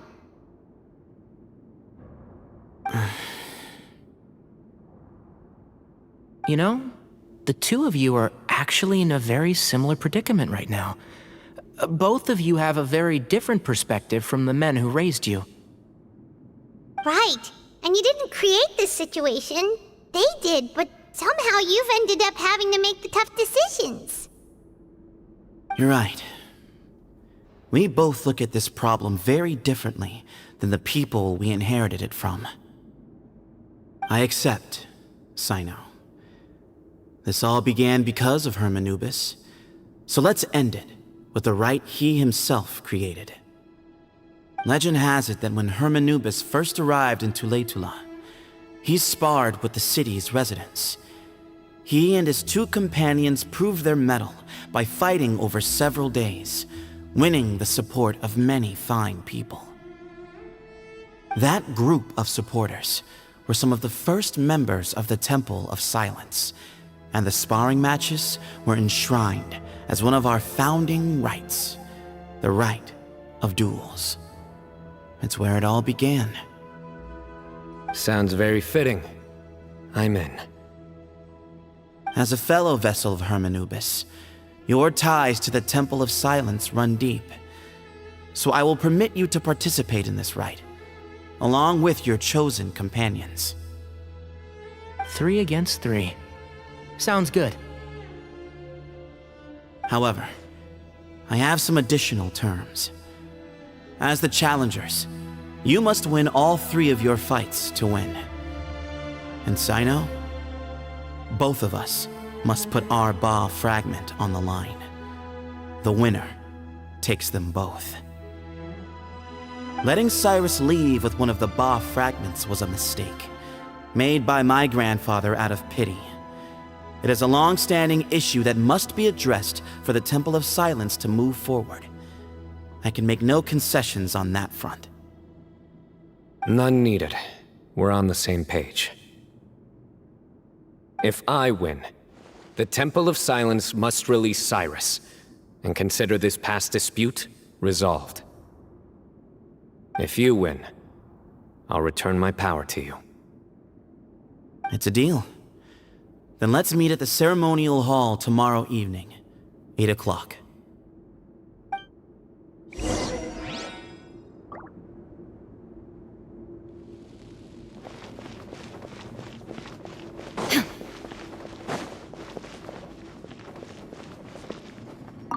I'm really looking forward to this rite of duels. It'll be one for the ages.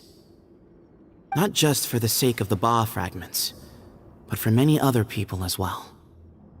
Grandfather.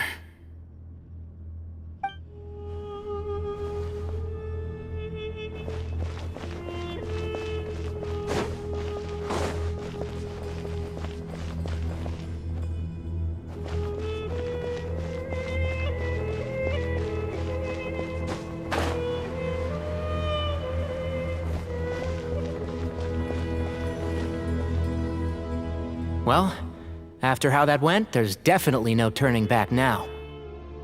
There never was. Turning back hasn't been an option for me since the moment the professor slipped away to return to the desert. You have to win.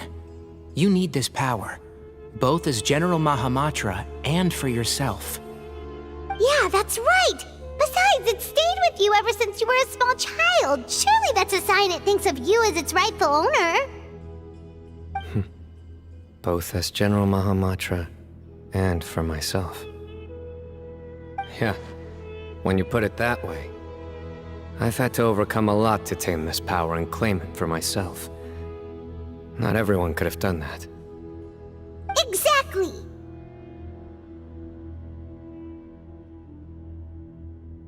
The Traveler and I will never lose. And neither shall I. The desert was home to an ancient and great civilization that, for a variety of reasons, fell out with the civilization of the rainforest. It's just as Dia said. Prejudice has pushed people apart. But there must be personal factors at work here too. I can't shake the feeling that Bamoon cares for many more things than he lets on. And I don't think that Sethos is any kind of villain. He's just doing what he thinks is best. Tomorrow, everything will be resolved.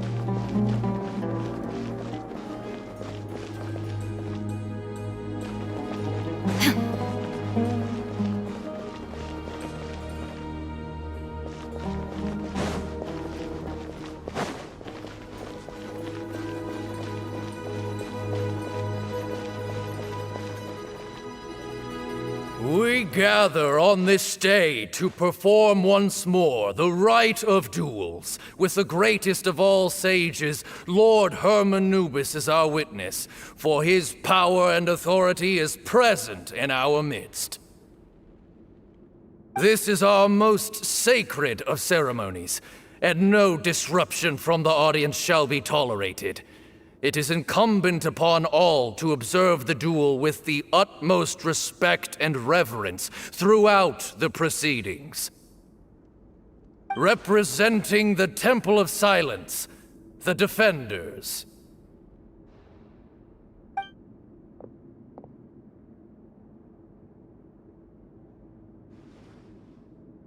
Grandfather, you're here. A rite of duels after all these years. I am surprised by your decision, Sethos. I know what I'm doing, Grandfather. Just leave it to me. Representing the Academia, the Challengers. Ready. We will fight to have our voices heard. Warriors, take your positions and decide on the order of battle. We come not to debate what brings our challengers here, nor what will become of the defeated duelists. Duelists, the might of Hermanubis himself is at stake here. Now, fight. Fight until the rightful victor is proclaimed. Huh? Are you sure? I agree. She's very strong. Sending her out first will definitely intimidate the opposing side. Okay, then you're second. Sure. We have decided. So have we. Let's begin. Duelists of the first bout, please step forward.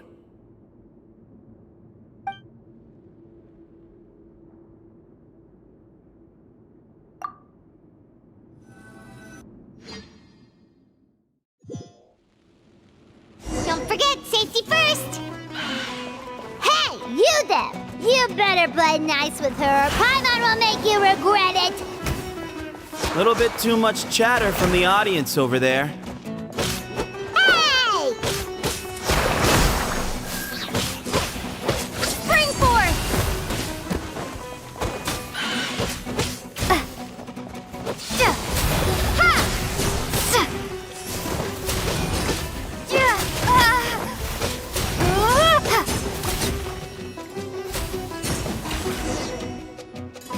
A swift end to the first bout.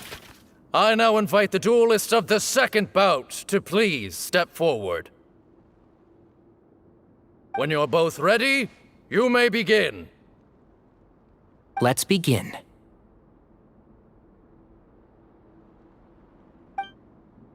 Watch out! He drank plenty of water before the bout, so he should be fine. Let's nip that in the bud. And Shroud!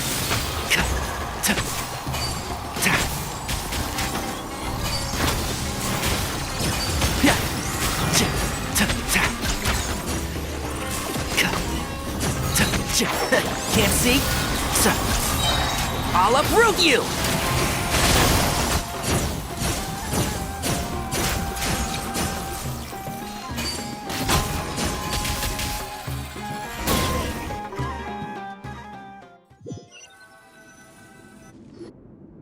Thus ends the second bout. We will now move to the third bout. Duelists, please step forward. I'm ready. So am I. This is the final stage of the rite. I remind you both that the terms you agreed upon in advance are binding. When you're both ready, you may begin. I am Sethos, vessel of Hermanubis, grandson of Bamoon, the leader of the Temple of Silence. For many years, we have kept our covenant with Lord Hermanubis by guarding the secrets of King Deshret. And even in our darkest hour, when we could not see a way forward, we chose not to abandon hope, but to embark on a brave new experiment so that we might prevail. We earnestly sought Lord Hermanubis' wisdom and power, longing to see his spirit and his light descend upon us. Now, I will fight to become the rightful wielder of that power! I am Cyno, General Mahamatra of the Academia, student and successor of Cyrus, the Sage of Spontamod. I fight in defense of my power, my professor, and my nation. And you, I think you left some things unsaid. This is a sacred duel, and Hermanubis is watching. So bare your soul. Everyone, old and young, fit and frail, they're all waiting to see how this duel will end. My grandfather is a wise leader. He is also known to be a ruler who is not afraid to get blood on his hands. I understand his beliefs well, and I know what he expects of me. But our faith has held us back for too long. After I grew up, I went to the rainforest once, and I saw for myself the people of the city. Times have changed. The people of Sumeru are happier and more free now than in the past. I thought about this as I stood at one of the tallest points in the city, gazing down at the streets below. Then I thought of you, Cyno. You and I both wield the same power, but the lives we lead could not be more different. Each Ba fragment of Hermanubis stands for something different. Might, glory, and one of many other secrets that have yet to be revealed. I once thought that the nature of our fragments must be what makes us so different from one another. But maybe it's that you've found your answer, and I am still searching for mine. I am more than just a warrior. I am my own person. Exactly.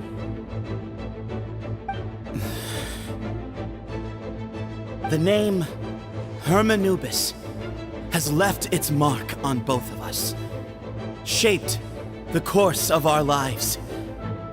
We are his vessels, and yet we are more besides. So show me your answer, Cyno.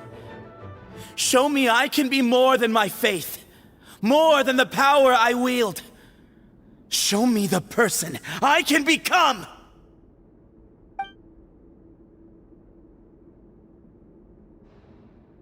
Bring it on!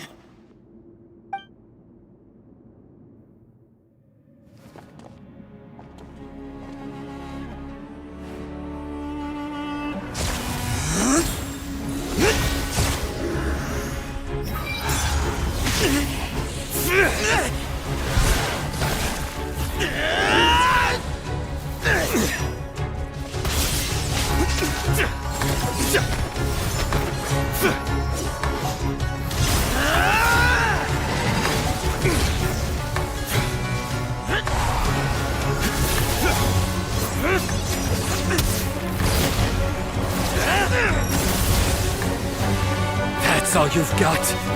What happened to searching for your answer?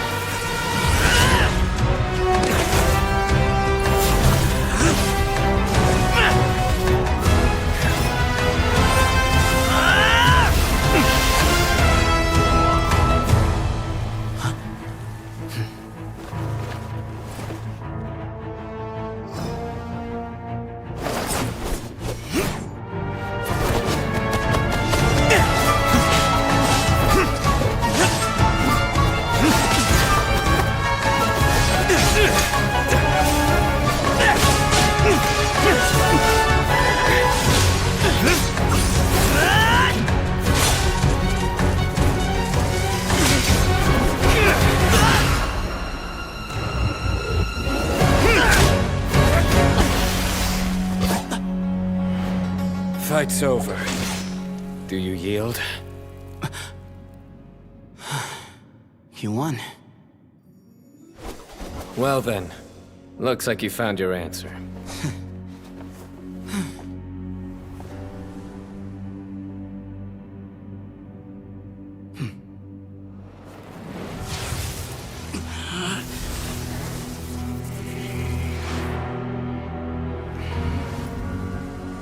I give his glory to you.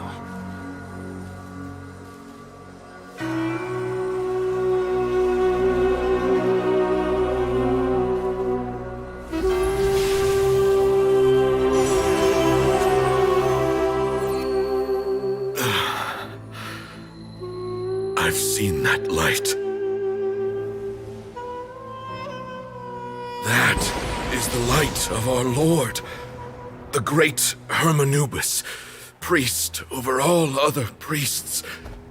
His spirit dwells within that lightning, and his will lives on. Once a warrior of Tynar, he emerged from the barren desert sands to serve the god king Al-Ahmar. After the death of the god king, Hermanubis gathered his followers and the Tynarian priests and led them to the city of Tule-Tula. There, they founded the Temple of Silence, and from that day forth, we became stewards of all knowledge that survived from King Deshret's civilization. Barely a century passed before war ravaged the desert. One by one, Eremite leaders took up arms against each other in battles that would devour what little remained of their civilization. Only the wise city of Tule-Tula was spared under the guiding hand of the Tynarians. But peace did not last. Coveting the knowledge of King Deshret, the beasts set their eyes on Tule-Tula. The king of Gurabad laid siege to the city and ordered the sages to surrender to him the Temple of Silence as proof of his victory. The ruling elite colluded with their oppressors, betraying the temple so as to hold on to their rule over the city.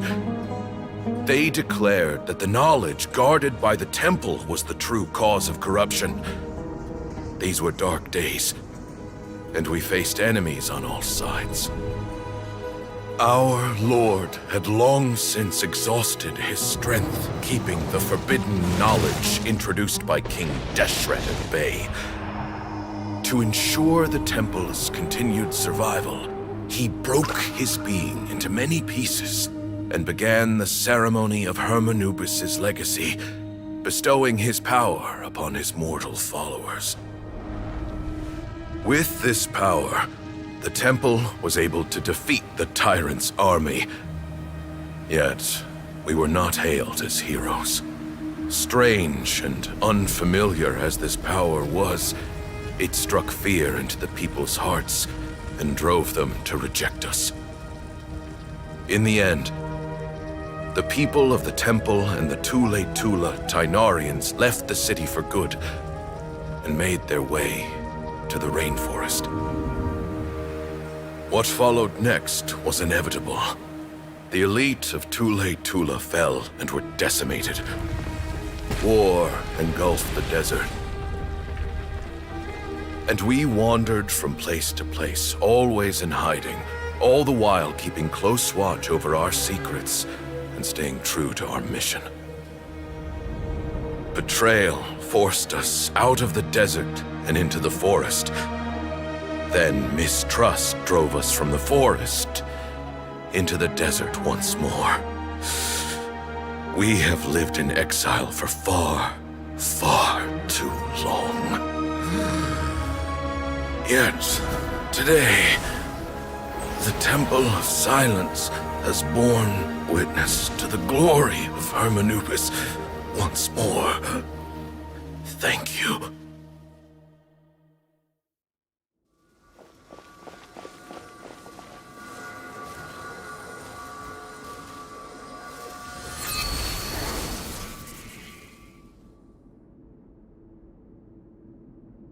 is it? Do you feel okay?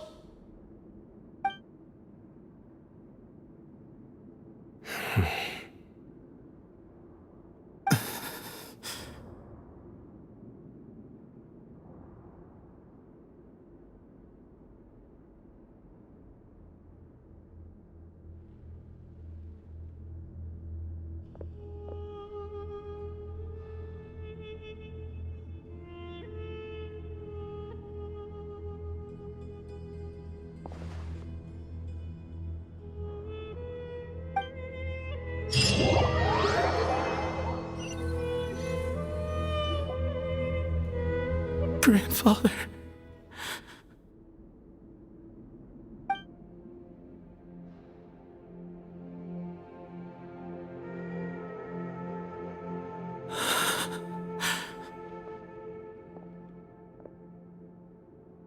Hey, Sethos. You'll get through this. I know.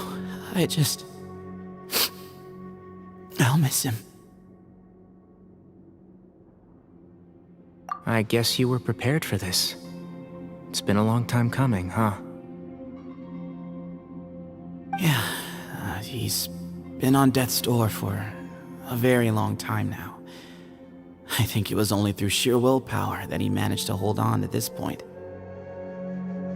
At least, he was able to see this chapter come to a close before he passed. What's next for you? Per my grandfather's last wishes, the Temple of Silence should submit to whoever possesses the largest number of Hermanupis fragments. That entitles you to be our new leader, Cyno.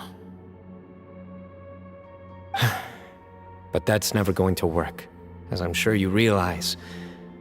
I'm the General Mahamatra. I am needed back at the Academia. I did foresee this possibility, and I gave it some thought.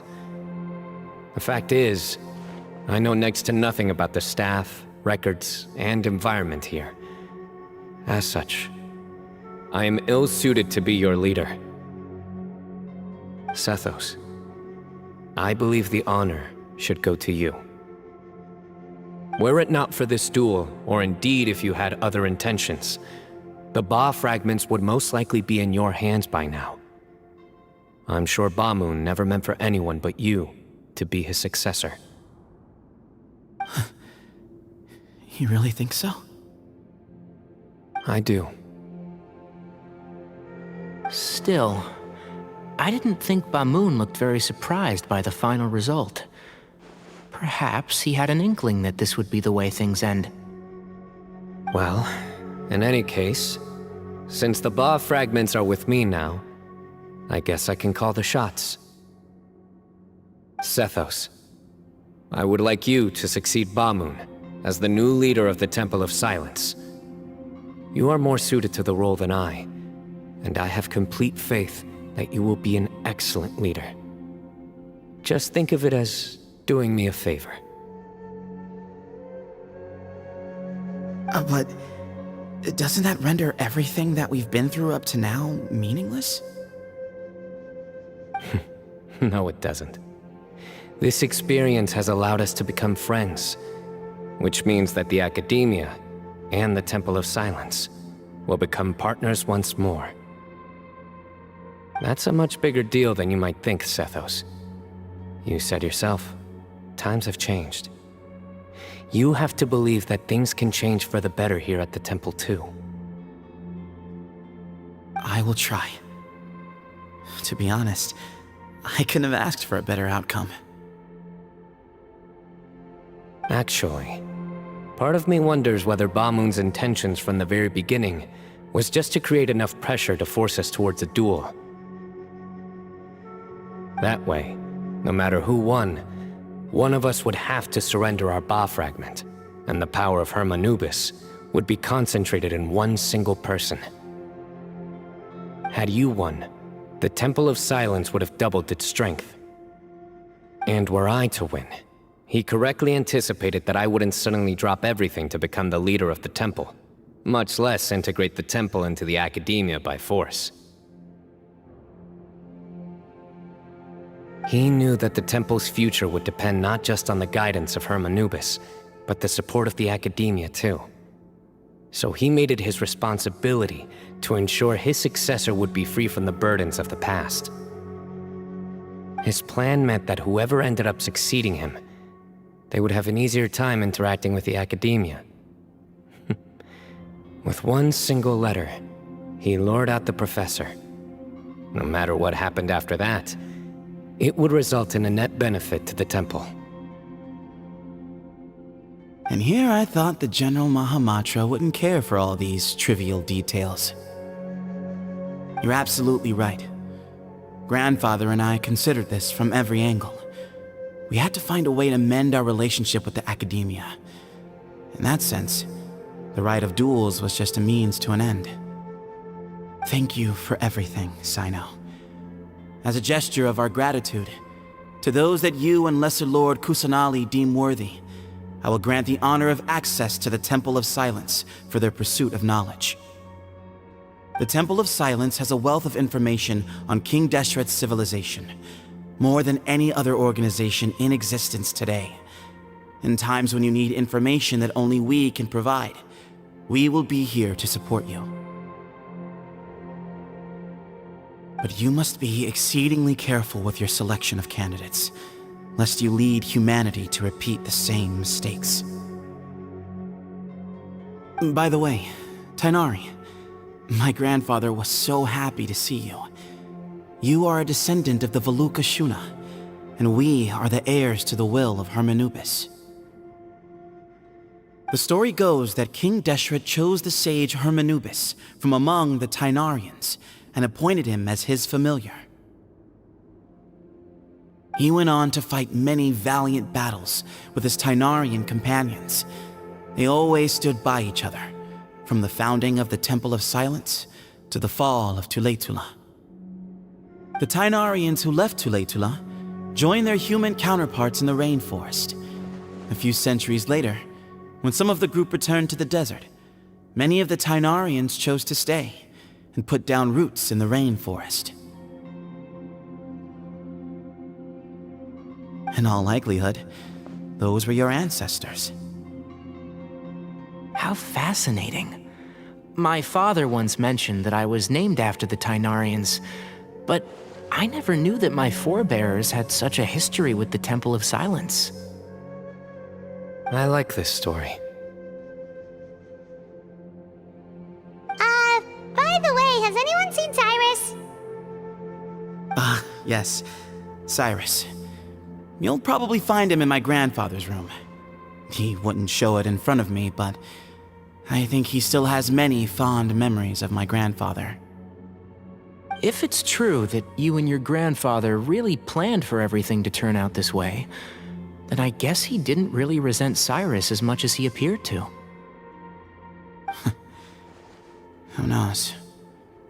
Perhaps all of us, you, me, and Cyrus, we're all just pawns in my grandfather's plan to set things straight. He was awful like that. Someone's got to make the decisions when history is at a crossroads.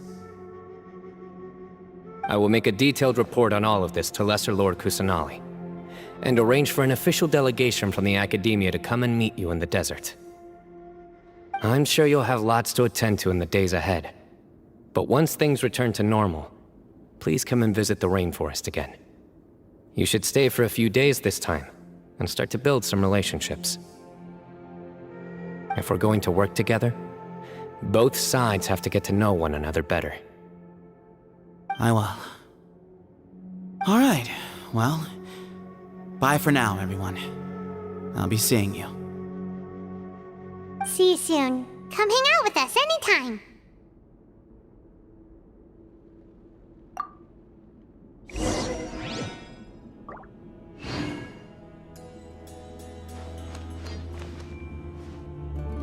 Grandfather, we did it.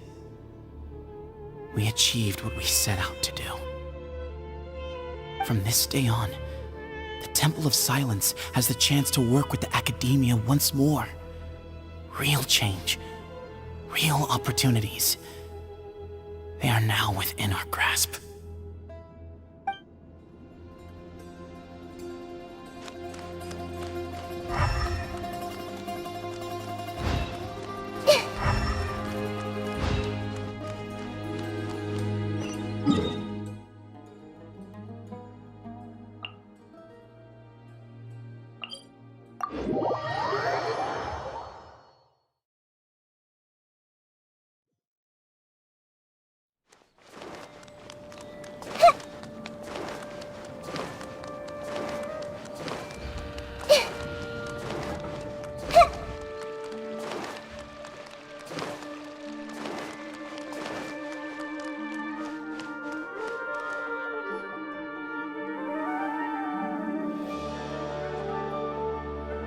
What were you thinking gallivanting off into the desert alone at your age?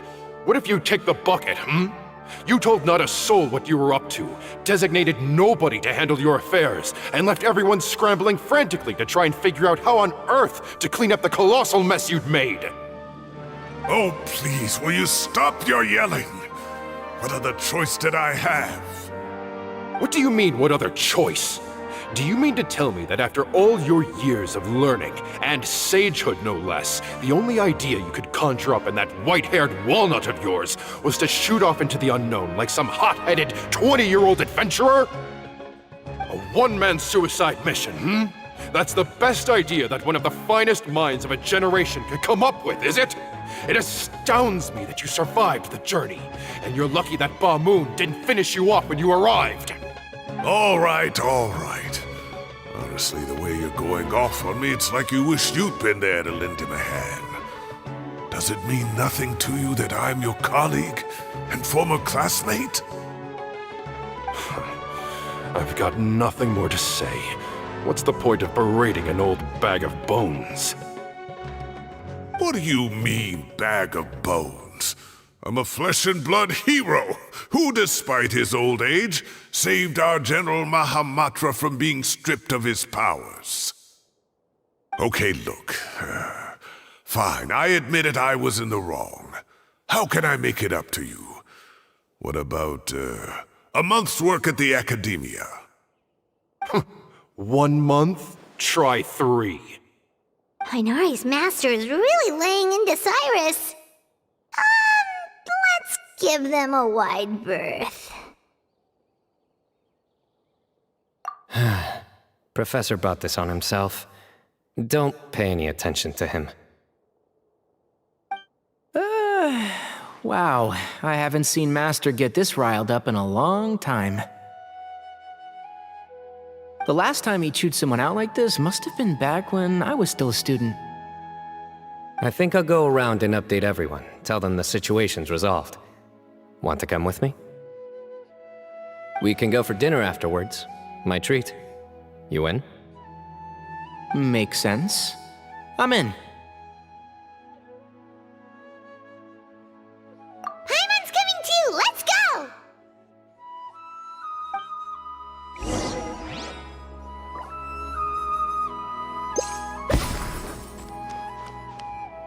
You'd better start packing your things.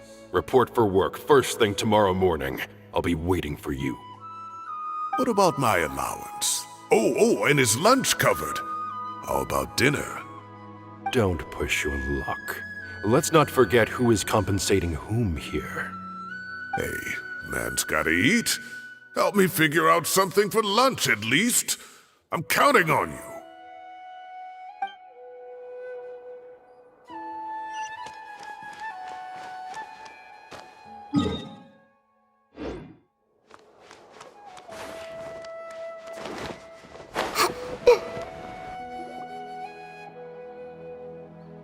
Hey, Kale. You're back! Well, look who we have here. Would you mind explaining to me what has been going on this past few days? I heard you all ran off into the desert and got embroiled in a major catastrophe. All taken care of. That does not answer my question. How could you be so careless? That goes for you as well. Yes, and you too. When you run into problems, you really ought to ask for help, you know? I've been around the block. Don't you think it would have made sense to involve me? And let's not forget, I know the desert like the back of my hand. Now would not be a good time to attempt to argue with Farazan. You're right. Mm-hmm. It's not the first time that I've had to talk to you about this sort of thing either. You need to learn that there are times when the right thing to do is get a more experienced member of staff involved. Do I make myself clear? Because if you don't, Kale, please do something. He's giving me the signal. All right, guess it's time to play my ace in the hole. Say, Madam Farazan, I can see you're pretty upset, but I was just wondering, remember that time you offered to give me a tour of the Academia? Does that offer still stand? Huh? Wait, did I hear that right? Kale, you remember? Wonderful. Well, of course the offer still stands. Come on. Madame Farazan will show you around the old classrooms.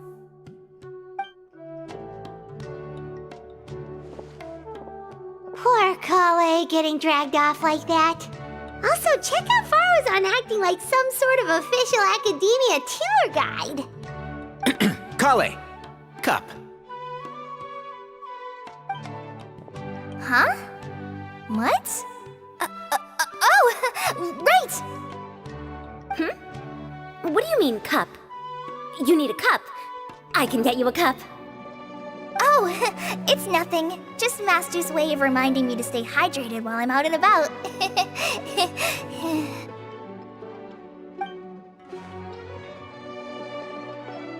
It's code for let's reconvene at the cafe. Tainari and I used it while we were in school, and it's become something of a family tradition now. Oh, that's kind of fun. Mm-hmm. 2 people left. Let's bring them along, too.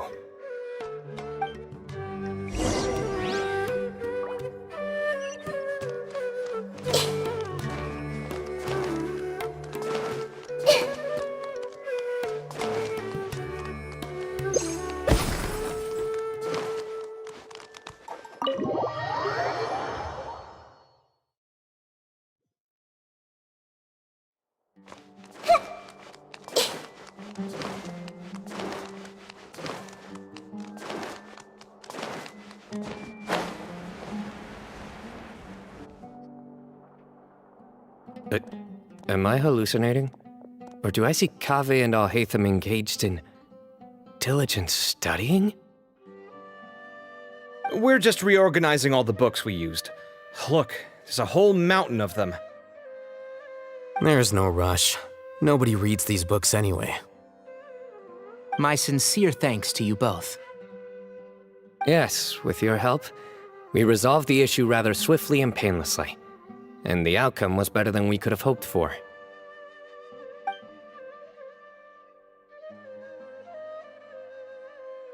I see. The Temple of Silence resorted to rather unique means of self-preservation. It explains how they managed to remain hidden for so many years. And it sounds like they managed to preserve a whole load of ancient documents as well. I'd love to go check those out if I ever had the chance. That day will come. The Temple of Silence is a hugely important organization, and we'll be sure to maintain good relations with them in the future. Now, as a token of my appreciation, I'd like to treat everyone to coffee. Sounds good. Yeah, sounds great. Although after the last few days, I don't know if I can handle another coffee, but I can just order something else. Sure. Let's go.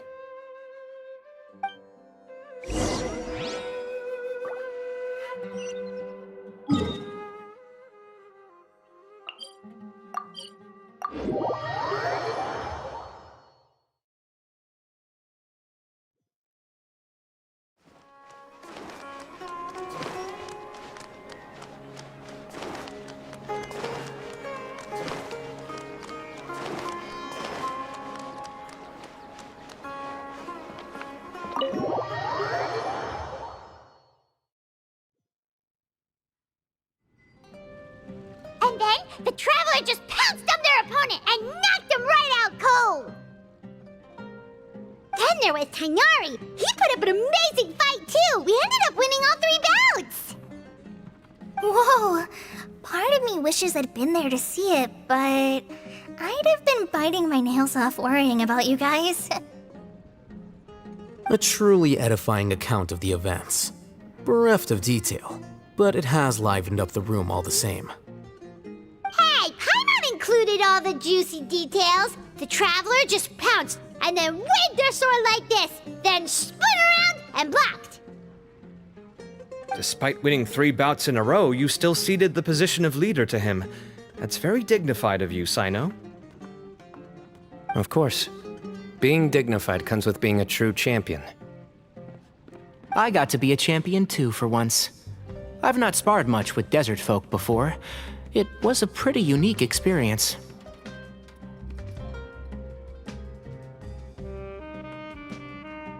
Yeah! Huge place! It felt like something right out of an epic poem! Imagine this. It was like there was... Maybe save that one for later, Paimon. Dessert's here.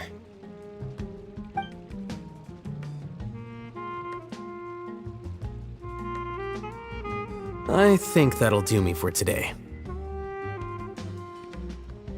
Shall we stop off at the House of Dana again before heading home? We should probably finish putting all those books back. My thoughts exactly. See you around. I should get going as well. See you all later. Make sure you get some good rest tonight. I need to go say thanks to the Core 30 for their help. Also, Sir Nephis says he wanted to introduce me to some of the Academia's work processes. So, I gotta dash too.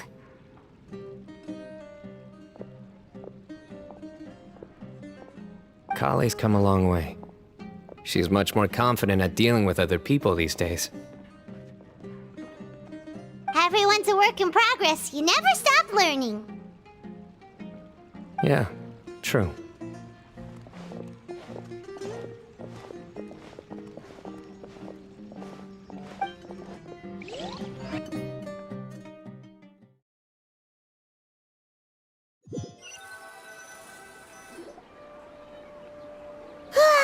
That was good. It feels like everything's finally wrapped up now. Life is all about these moments when you can finally relax and hang out with good friends after a job well done.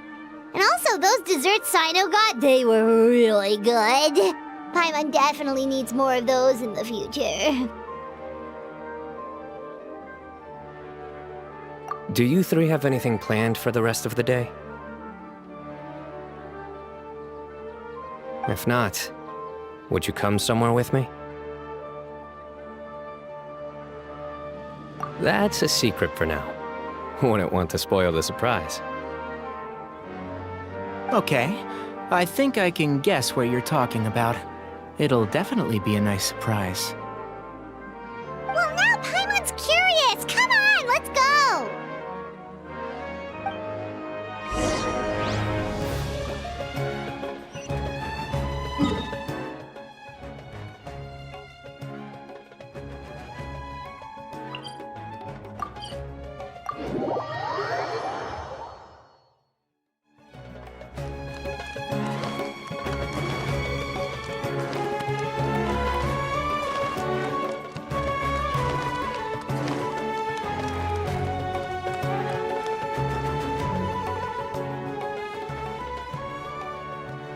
Been a while since I last made my way up here. Wow, look at this place! We're so high up! Need any help?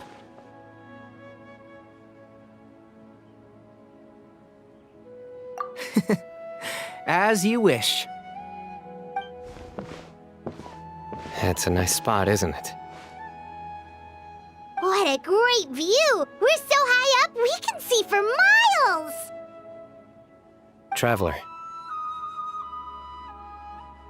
Turn around.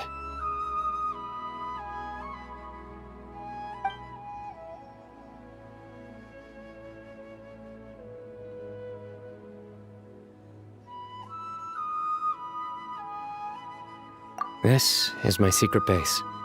Somewhere I only bring my best friends. When I was a student, I used to slip away and climb up here all the time, just to clear my head. I was quite young then, and hadn't made too many friends yet. Back then, I had a lot of the same questions that Sethos was asking. Who am I? Why do I have this power? And what should I be fighting for? Our gifts help us to find our rightful place in the world. That was my experience. And I'm sure Sethos will figure things out in his own time, too.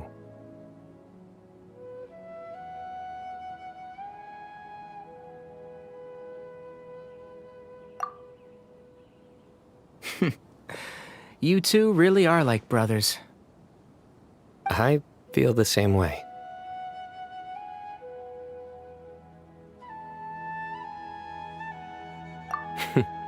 Of course. I see no need to be humble when it comes to the facts. I still remember one time when we came up here to chat and do our homework. Cyno accidentally dropped a fruit. Luckily, he has fast reflexes, so he caught it just in time. That was the one and only time. Nothing will ever slip through my fingers again.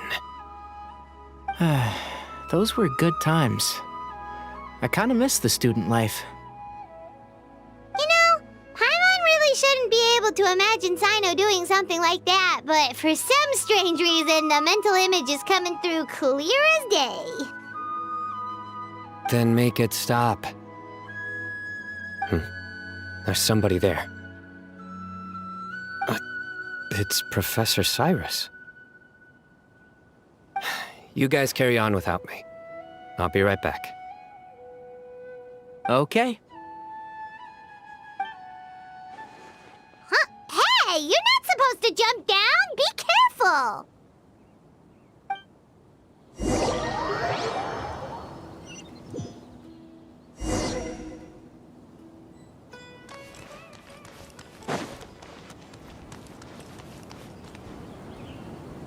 Oh my days. I can't believe how stupid I look in this one. Professor, what are you muttering to yourself about? Cyno, just the man I'm looking for. Guess what I found in some old notebooks? Some old photos? Can you believe it? This notebook was just sitting in a pile of odds and ends in the sage's office. I must have forgotten to take it with me, and no one's touched it since. It was still right there. I was at the Academia earlier to discuss my workload with Nephis. I swung by the old office to have a look around and just happened to cross it. Oh, time flies. Look how tiny you are in this picture. Still a kid. You look quite young yourself in that one. Ah, it's this one. I remember that. Lisa took it, didn't she? Yep. Looks like her work, all right. Who else could have found just the right angle to make me look so unbelievably hideous? And this one. Looks like we're both dozing off. Oh, cheeky girl. Taking secret photos of us without our knowledge. Is there something you'd like to say to me, Professor? Like what? Like, these are good photos, aren't they?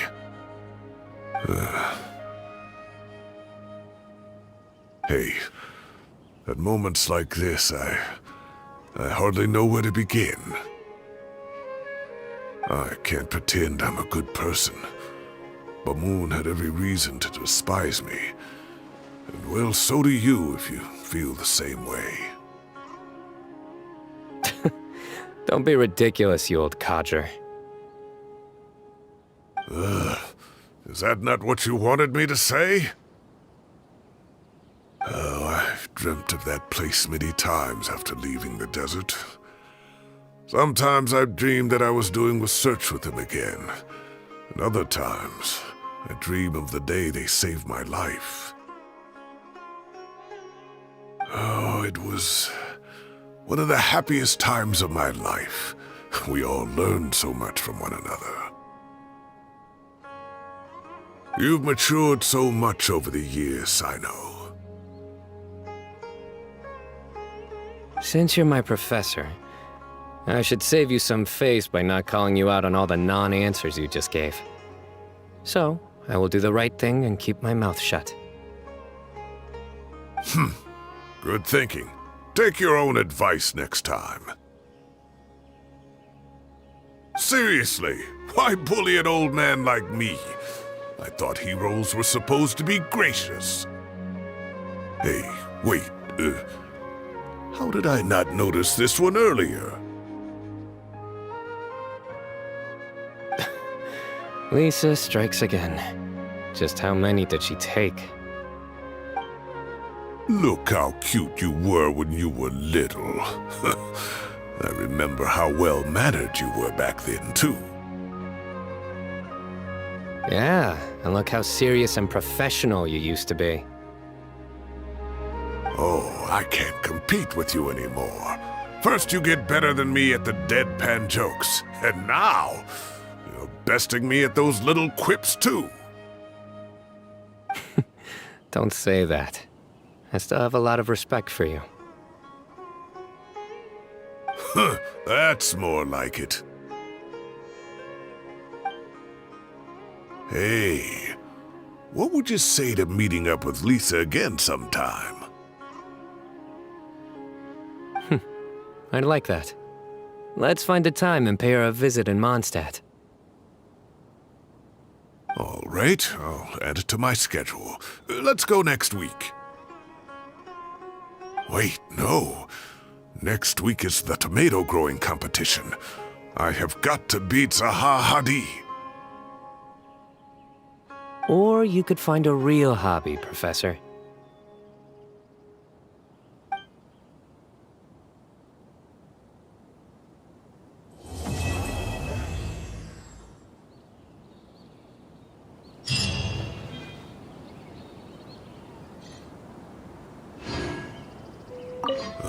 Time has passed too quickly. The children have all grown up. But it turns out grown-up kids are no use. When Nephis comes after me, Cyno still can't do anything to protect me. Oh, that boy.